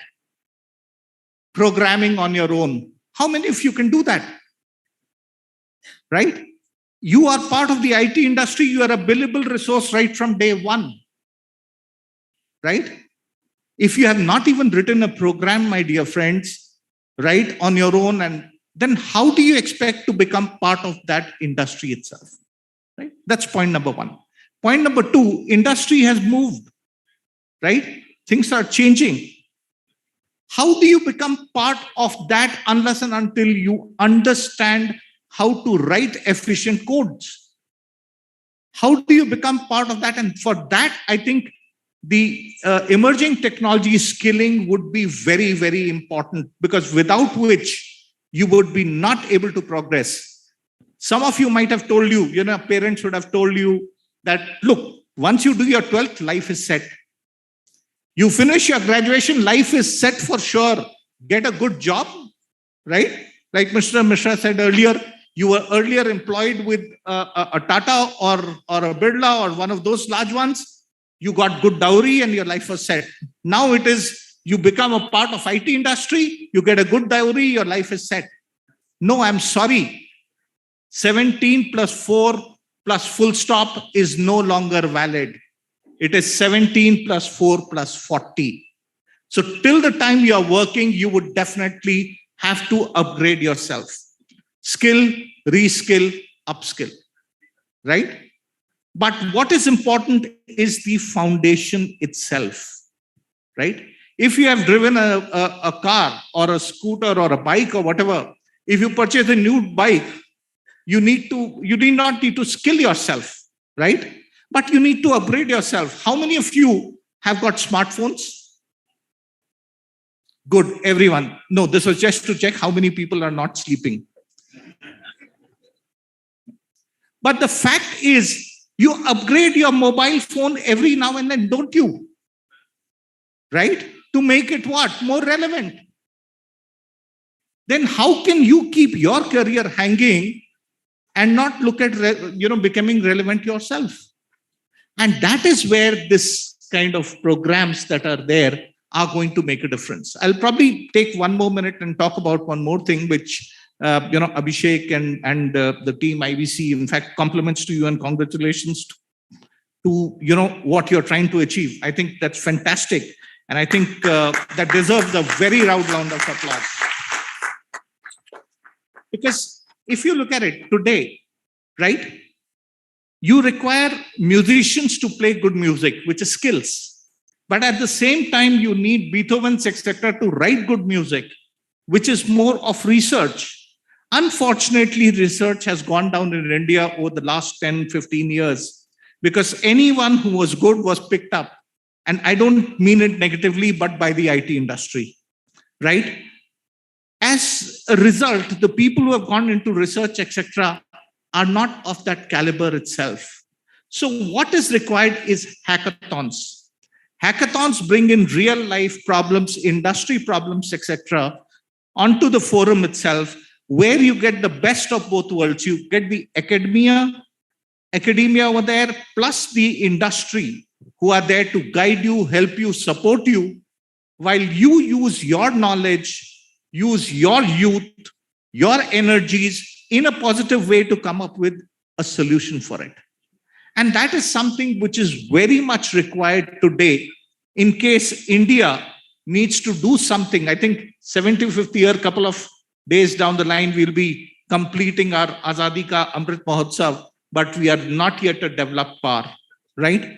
I think if we need to realize and become a developed nation by 2047, which is 100 years of our independence, it will be important that we understand and move towards and also take advantage of this demographic dividend that we have today. Our average age of youth in the next 15 years would be about 29 years, which is our demographic dividend, compared to 46 years of UK and US, 40 years, 46 of Europe and UK, etc. And that's where I think we need to be in the cutting edge, and hackathons and these kinds of certificate programs will help you reach there, help the state develop as well as the nation. So that's my initial thoughts on it, Herman. Thanks. Amazing. Thank you so much for that insight, sir. I guess to be a better opener, you have to get into the practice, right? So we have Mr. Vinay Agarwal who has joined us again. Manvi, I'll request you to please give an introduction to sir. Thank you for joining, sir. Mr. Vinay Agarwal, Head Business HR at Tech Mahindra, for its IT business employing more than 75,000 employees across 90 countries. He's also the head of its largest location, Hyderabad, with more than 24,000 associates. He has performed different leadership roles in his career spanning across 27 years. Before TechM, he was the head of Operation Excellence for IT Captive of the Bank of America.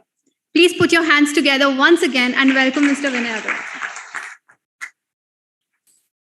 So, Mr. Vinay, my next question to you. So, as a large corporate, so we all always hear that, okay, in the emerging technology space, it's very hard to find the right talent, right? As sir mentioned, when you move from the college stage to the corporate stage, you don't have the right skill set.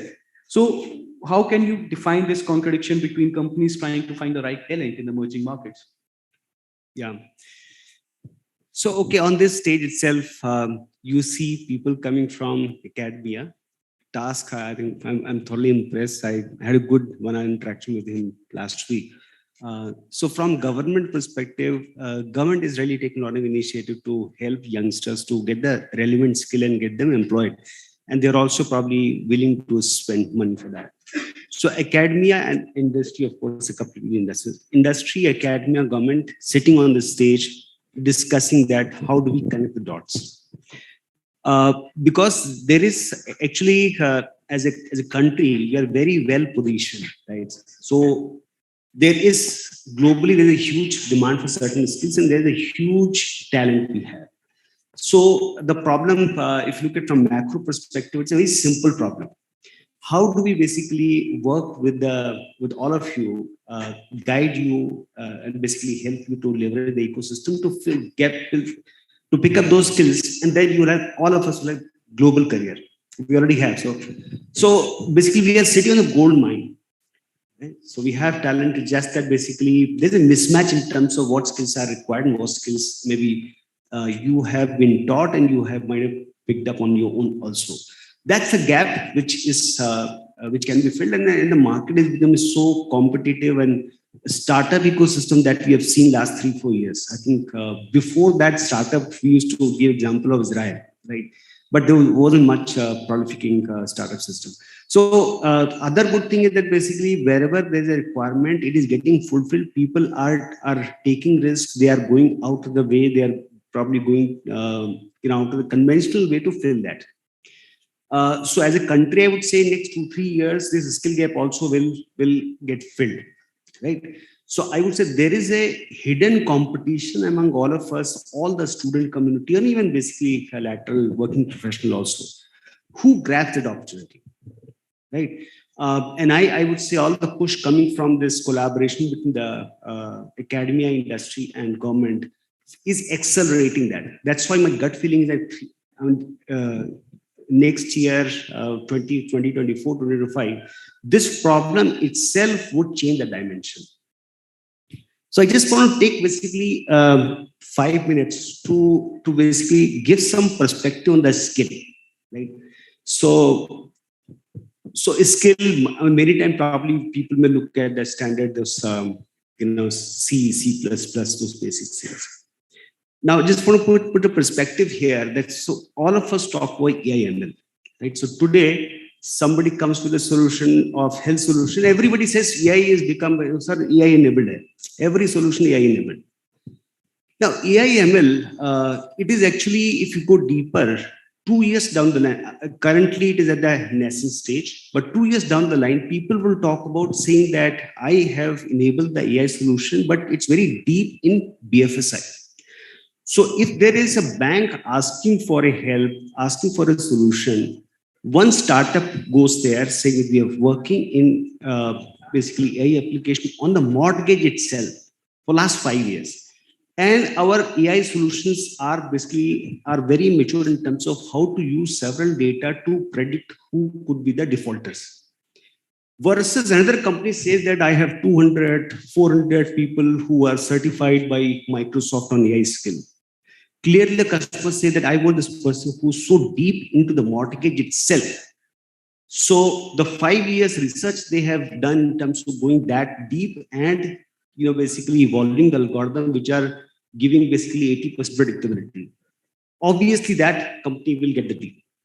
So the point I'm saying is that so going forward, the skill is not just understanding some technologies. Skill is about solving the problem. So IT solving the problem is the game now, right? 10 years back, it was basically Infosys will say, I have 50,000 people factory of .NET. Those days are gone.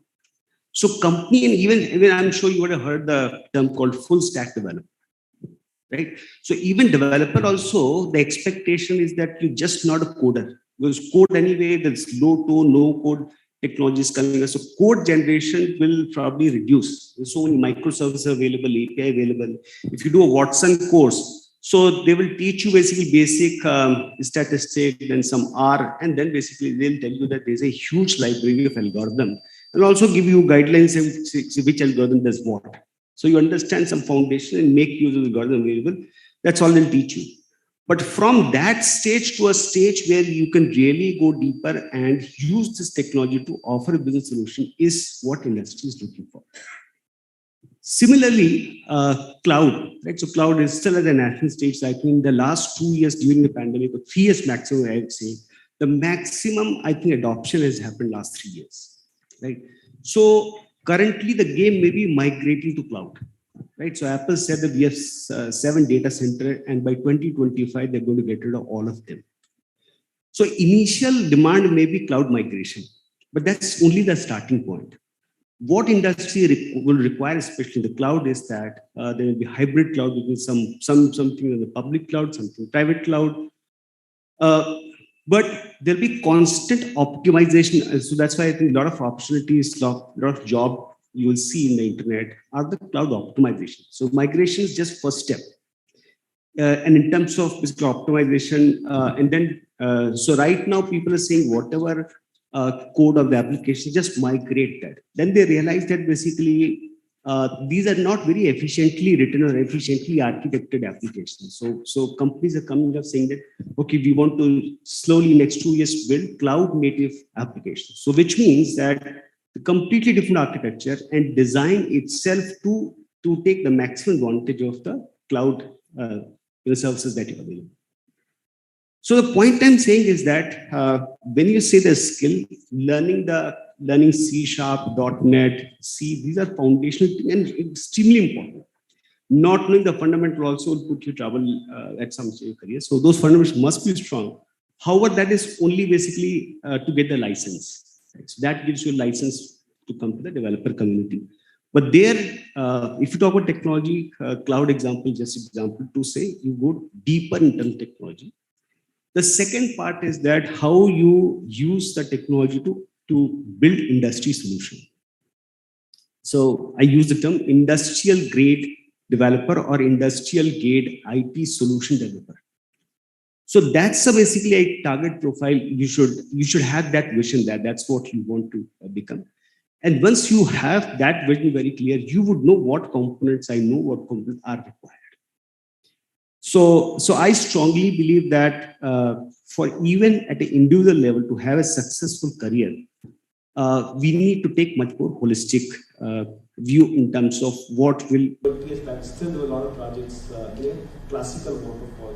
We define the requirement in design, then unit testing, integration testing, etc.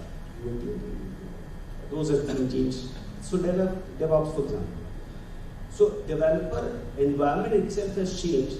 I remember since 1918 that so I did a consulting assignment on helping this organization to have mature software processes.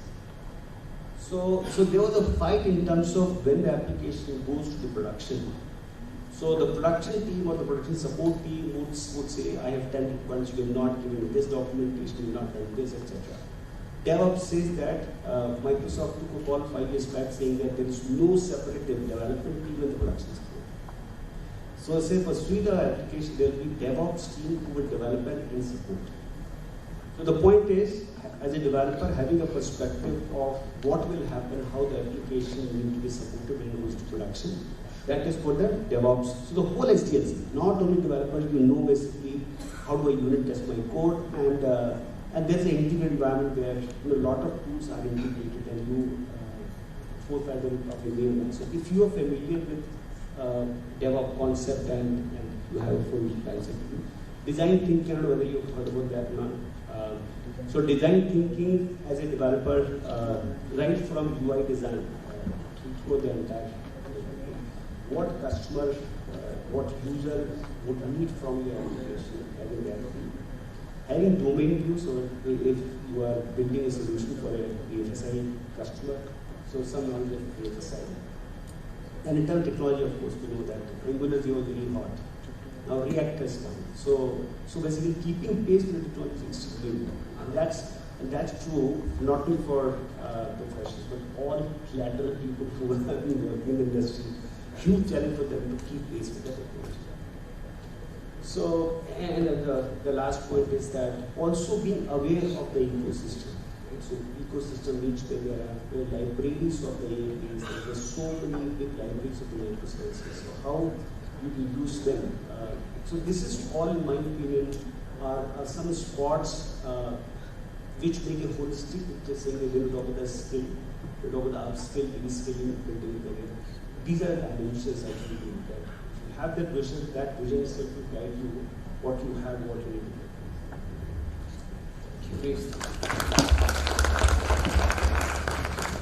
Thank you so much for the insight, sir. It's not every day that students get to hear what companies are actually looking for and what's the right path to follow. I think that guidance will help them a lot as well. So, we have been talking about emerging technologies a lot, but I'd like to take a little bit deeper into the cybersecurity aspect, since we all know it's a space without which the whole infrastructure cannot survive. So, Mr. Sriram, as a cybersecurity competency leader, I would like to ask you, what are your views on the opportunities in the cybersecurity space, and what's your forecast of this job market in the coming future? Yeah, thank you. Yes, cybersecurity, yes, when we are discussing recently, there are a lot of opportunities are there, and being in the delivery and working with a lot of customers every day, I see a lot of opportunities, especially at the starting stage. In cybersecurity, you have a lot of towers out there. I can talk about a lot of jargons here also, like IAM, Identity Access Management. You have Security Operations Center. You have governance. You have GRC. A lot of opportunities are there. Then when we talk about and when we're talking with the leads, etc., right? When we understood that there are a lot of opportunities are there for starting people, especially, right? That's where when a course is there, where we can design a course where you can start up the topics about the network security, how the firewall works, right? And what is identity and access management, and what exactly happens in the governance, right? And what exactly happens in the security operations center, what kind of incidents are there. If any course is there which can help those startup people like college freshers, right? And we can train them easily, and we can put them on the job from day one. That's a big gap which I see every day when I take care of the delivery. We look for a lot of market people with 6 to 7 years experience. We never get the people. And if we have people who are trained on these all topics together and make them ready for the job from day one, I think that's going to be awesome. So brief, but I think very, very informative. Yes, sir. Sorry to interrupt. Sorry. Pankaj sir is starting one skilling initiative on cyber security.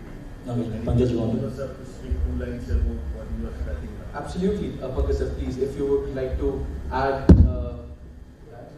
Yeah, I think it's the same common point that we are talking about. We need to break this paradox where there are so many students who are looking for great jobs, and we have companies who are desperate for students. In fact, when I talk to students, I tell them, you need only one job. Sriram needs 100 of you. So the challenge Sriram or people like Sriram have is much more than the students, right? And I think that's where this initiative of Tech Mahindra and ID Labs coming together and starting programs in emerging technologies like cybersecurity, metaverse. And the good thing about these programs is all these programs have been designed and curated by talking to the competency heads, relevant competency heads. So like Mr. Vinay Agarwal was talking, and before that Mr. Sinha was talking, and before that Mr. P.K. Mishra was talking, the idea is how do we put you on an accelerated path. Mr. Mishra used the term of bullet train, right? I'm sure going back you'll carry the image of bullet train in your mind, right? Because on a campus placement, there are 2 challenges. One, because the companies take such large number of people, there's a constraint in terms of what they can offer in terms of remuneration. And it's in a way a blind date because they still have to take you in, train you, and then see what competency you have. The second challenge that I see in campus placement is that there is no guarantee in which technology area or which project you are being put. It could be maintenance, testing, it could be 50-60% of work still happens on mainframes kind of technologies. You may very well be put in any of those areas. But what this initiative is trying to do is change these 2 things. One, give you skill set in such a way that you will be treated at par with, for example, in Tech Mahindra, they have a term called super coder. So it is 40% more remuneration than what is at campus placement level. So every company has a term for that. TCS, Infosys, Tech Mahindra, all the large companies have already announced that if people are skilled in digital technologies, then they will be looked at with a different lens. And the second thing this program or this kind of initiative does is put you on an accelerated track, because now you're sure that you're working in emerging technology area like metaverse, cybersecurity, which means in a span of 2 or 3 years, you're automatically doubling your remuneration, you're automatically doubling your growth opportunities. So I think these are the two fundamental things, and this couldn't have been done without the collaboration and feedback that we got from the colleges. Thanks to the support of Tech Mahindra, and as Ideal, we have played a small role in trying to get together all these things together. So if I have been able to answer your question, BK sir.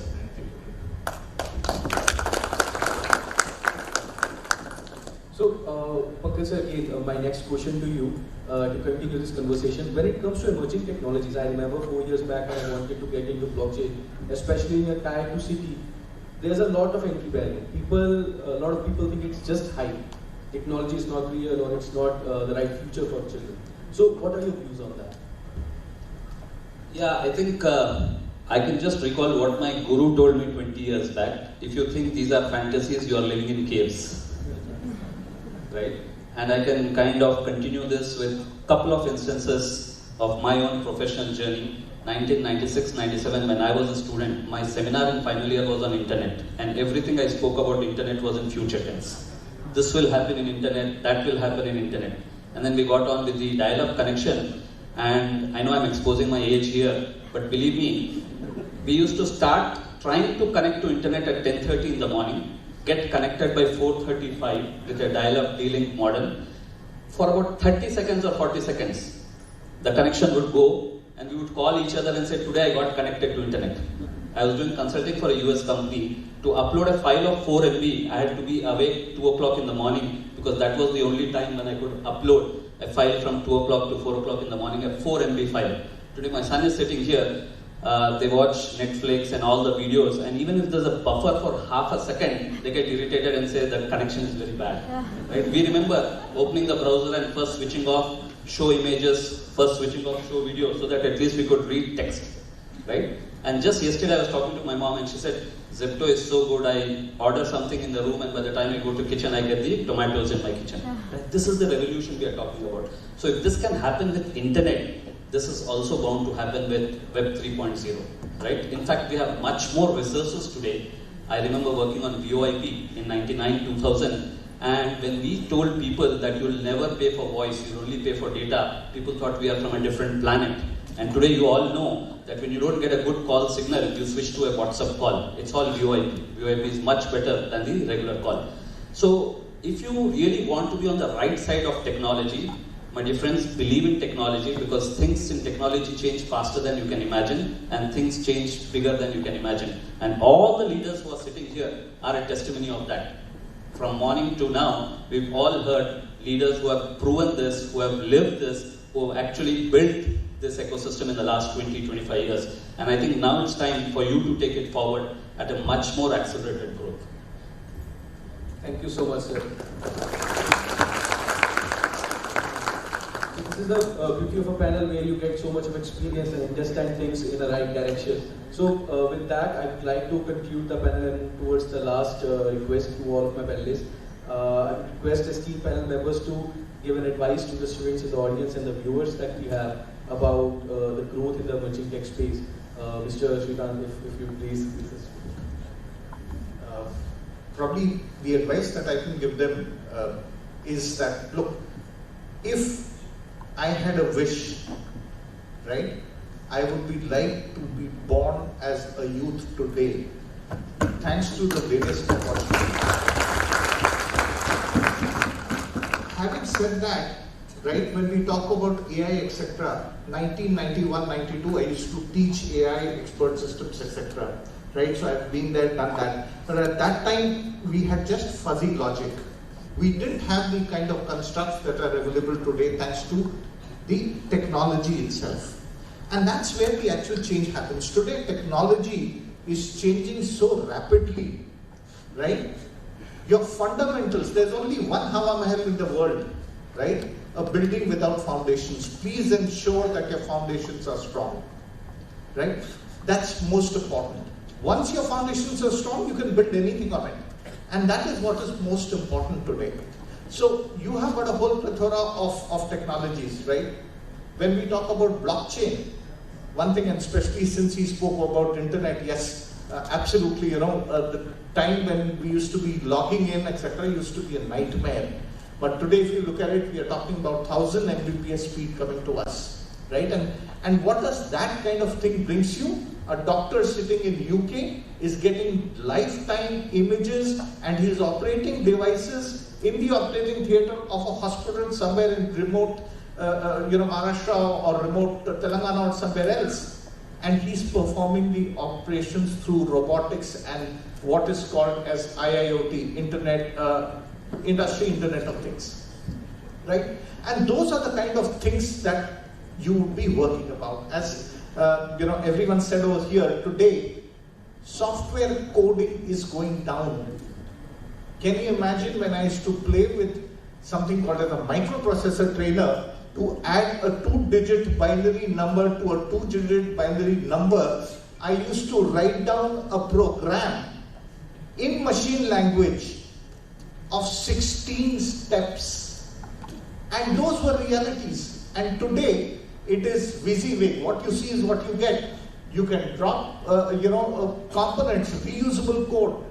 If you look at task itself, out of the 110 programs that we are offering to our colleges, a lot of them are along with RPA, robotization and process automation, right? Whether it be, I don't know how many colleges here are part of that thing, which is with Automation Anywhere, UiPath, and as well as Blue Prism, right?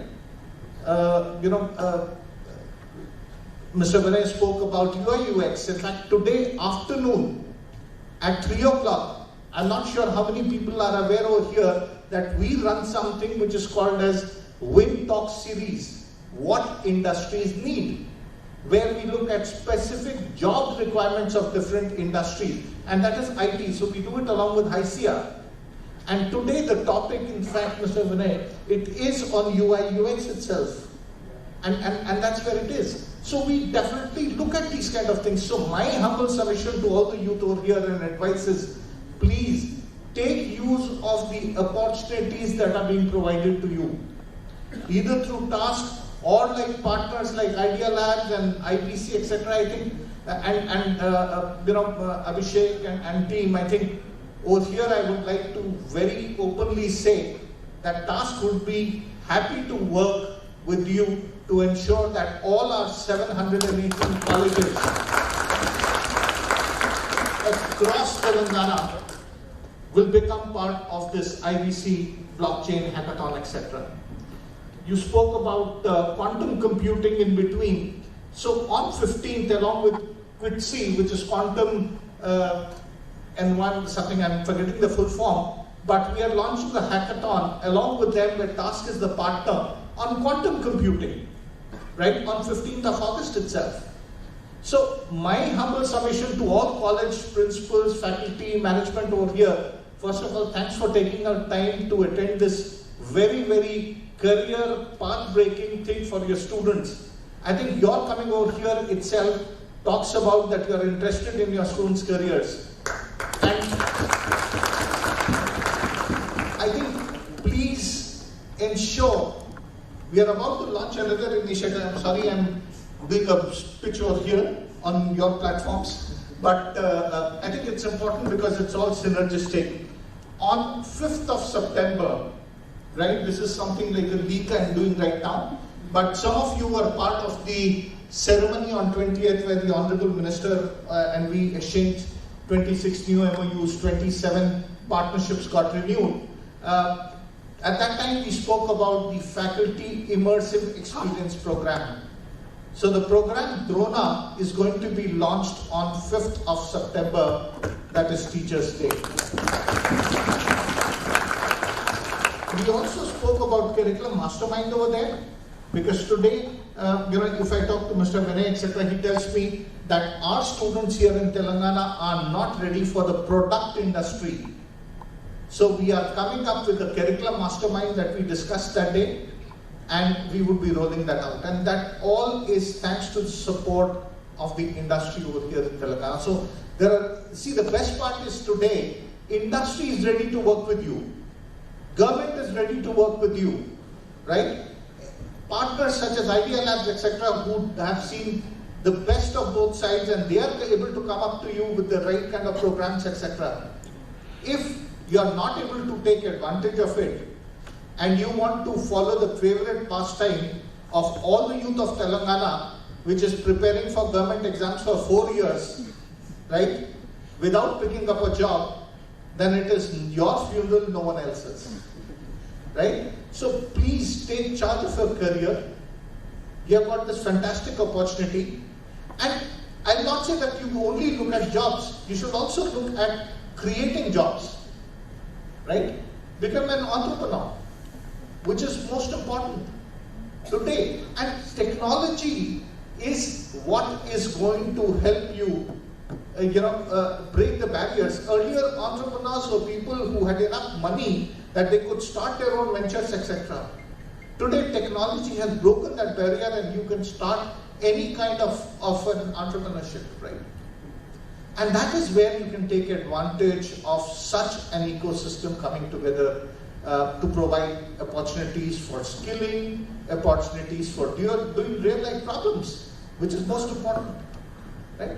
And I'm sure, you would be sharing this with your friends, etc. also. And I think this IBC, people who have not got themselves enrolled for the hackathon should do so. Please tell your colleagues also to enroll for that. And talking about blockchain, I still remember we were doing this blockchain conference in Bangalore.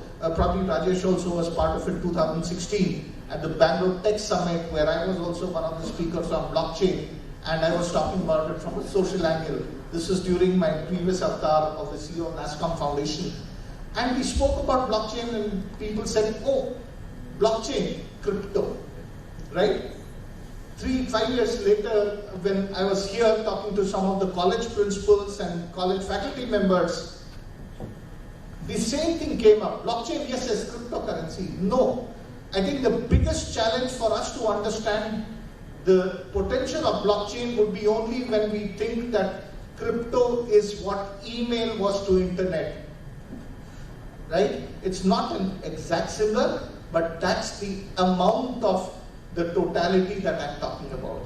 So please open your eyes to these kind of technologies, which are emerging technologies, and become part of it so that tomorrow you are able to change how the world works. Second Life was equivalent to what Metaverse was, now, apart from the commercial part of it. But at that time, for me to put up my avatar for the virtual university where I used to work, it used to take practically 4 minutes to bring them up. Today, technology has changed. Things are moving towards Metaverse. Become part of this emerging technology would be very crucial for your growth in the future. And in fact, I would like to salute CP and the entire Tech Mahindra team to actually launch that Metaverse, etc. Yes, exactly. That's what I was, remembering, because I was part of the launch event also. And that's what it is today. So please understand, industry is moving quite fast. As colleges, as educational institutions, we have to keep pace. Especially autonomous colleges. Look at your curriculums again, please. Look at mechatronics. That's probably the only program that multiple disciplines have come in together. Look at the new education policy. It has brought out so many things. Try to implement all those things. I think, then only we'll be able to make a difference. And that's where it is. Today, you have to put in efforts. And I'm sorry I'm standing between you and the lunch. I realized that I was asked to give gyan. I've given too much of gyan. So with that, I'll end. Thank you. Thank you so much, sir. So I would like to ask Mr. Vinay to please share your views.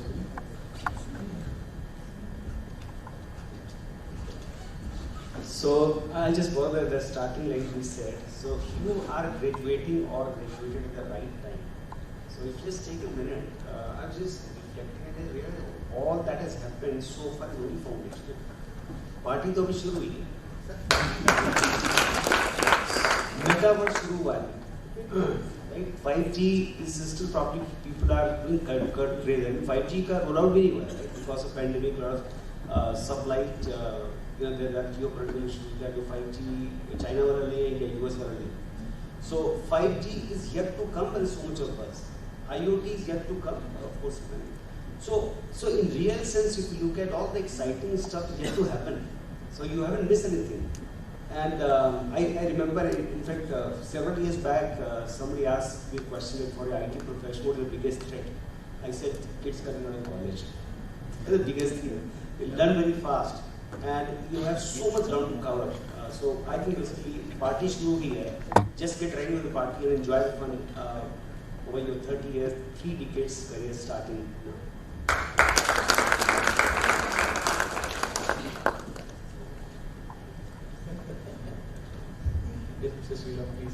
For me, I think we have heard a lot of things today. For sure, I think it's a time for all the students to step back and rethink again, and take the wise advice for your best careers. All the best for everybody. Of course, more on cybersecurity, Pankaj. I think Sriram is very modest. What he was actually going to tell is, while you've heard everyone since morning, you should realize that it's only cybersecurity that connects everything. Or makes everything Makes everything secure. All these experiences are only possible when cybersecurity works in the background. So, Mr. Pankaj, I have a question. I think after all these leaders, I have nothing much to say, but just one thing again, reminded by my guru. See, technology is going to happen, right? It's a choice you have to make. You want to be on the right side of technology or on the wrong side of technology. You can either be a passive consumer of technology or you can build technology. And I think this forum, platforms like IBC, platforms like the initiative that Tech Mahindra and Idea Labs have launched, is to make you builders of this technology, build the future with all of us. Thank you so much. With that, I would like to conclude this panel. Thank you so much for being here and giving me this opportunity to be a moderator with such industry experts. Palvi, please. Thank you. A lot of times moderators don't allow speakers to speak. Well, thank you so much, dignitaries. May I now request Mr. Saurabh and Mr. Abhishek to join us on stage and acknowledge our speakers with a token of gratitude.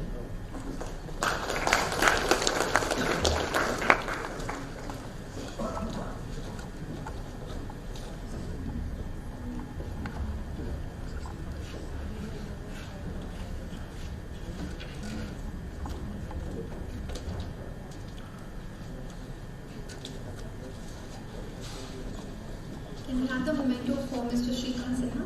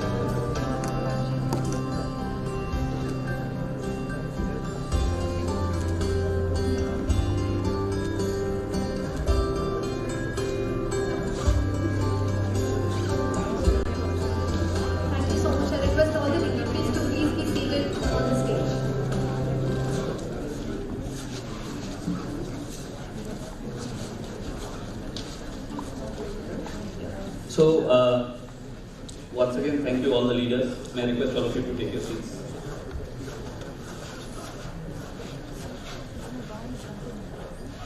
PK sir, please go.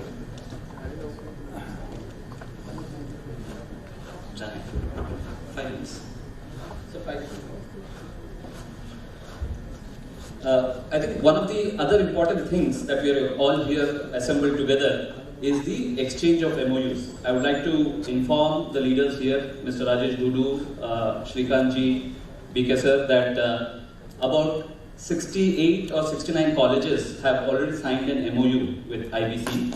About 30 odd colleges are present here. In the first phase, we have a target of 100. I think we'll complete it in the next couple of days. So for the colleges who are present here, I would request their representatives to come on stage so that we can have a group pick. The signed MOU copies are here. After lunch, while returning back, you can carry the MOU copies because the MOUs are already signed. I would request all of you to join on the stage with the leaders here. We'll have a group pick and then we'll proceed to lunch and you can collect your MOUs while going back. I would also like to say, we have put up some of these, people with the selfie pods and the checkered backdrop and all that. I would urge the students to take some pics. I would also urge you to share your experiences. There's a videographer who's capturing the video bites and all. I would request all the principals, HODs here and the students to also share your experience. That feedback will help us. What do you expect out of IBC? What do you expect out of the program that Tech Mahindra and Idea Labs have launched? This will help us in understanding things and coming back to you. In terms of the roadmap, we'll stay in touch and I think a lot of details will be shared to you today. And like Abhi said, if people register today on the platform, then I think there's a huge incentive in terms of attending the conference itself. Right? So we'll share those details on your WhatsApp groups and emails. I just want to make sure we let everybody know, all students who are present here, and if they join the Hackathon 1, which is already announced yesterday, and tag us with a picture with you, with the boards here, we'll make sure we sponsor your conference ticket to come to the conference. Can I also participate?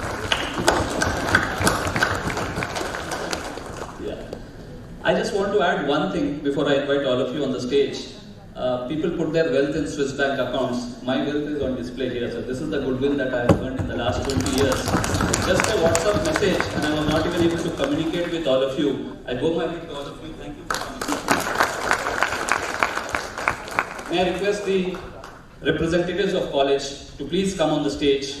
The heads of department or the TPO or the professors, whoever is representing the college. We'll have a group pick and while returning back, please collect your signed MOU copies.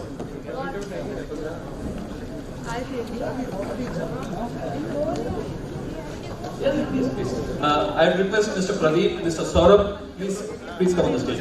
Mr. Pradeep from TASK, Mr. Saurabh.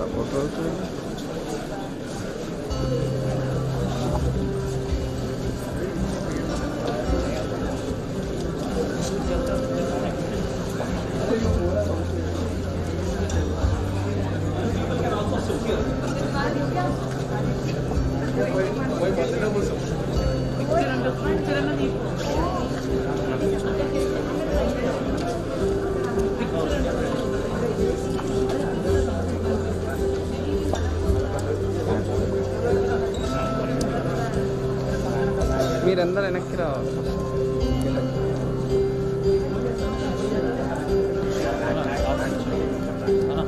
నేను కూడా రావాలా? అన్న కూర్చోను.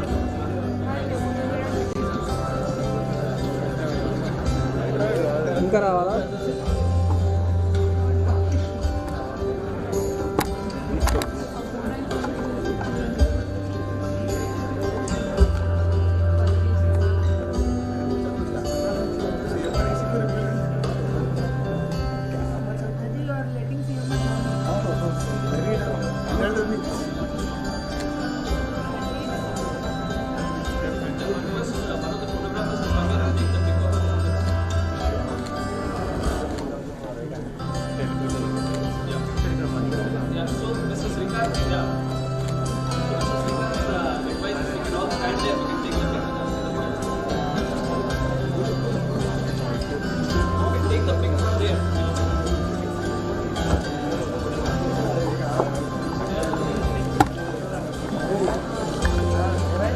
Guys, please stand or come in the front so that we can all.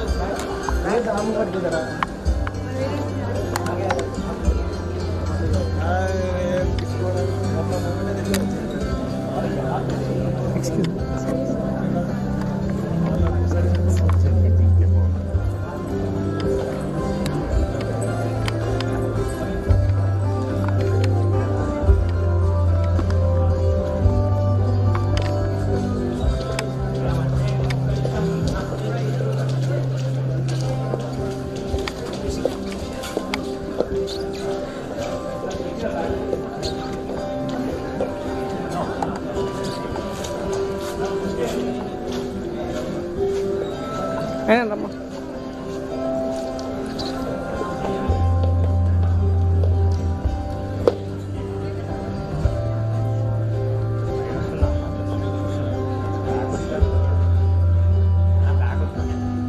Yes, sir.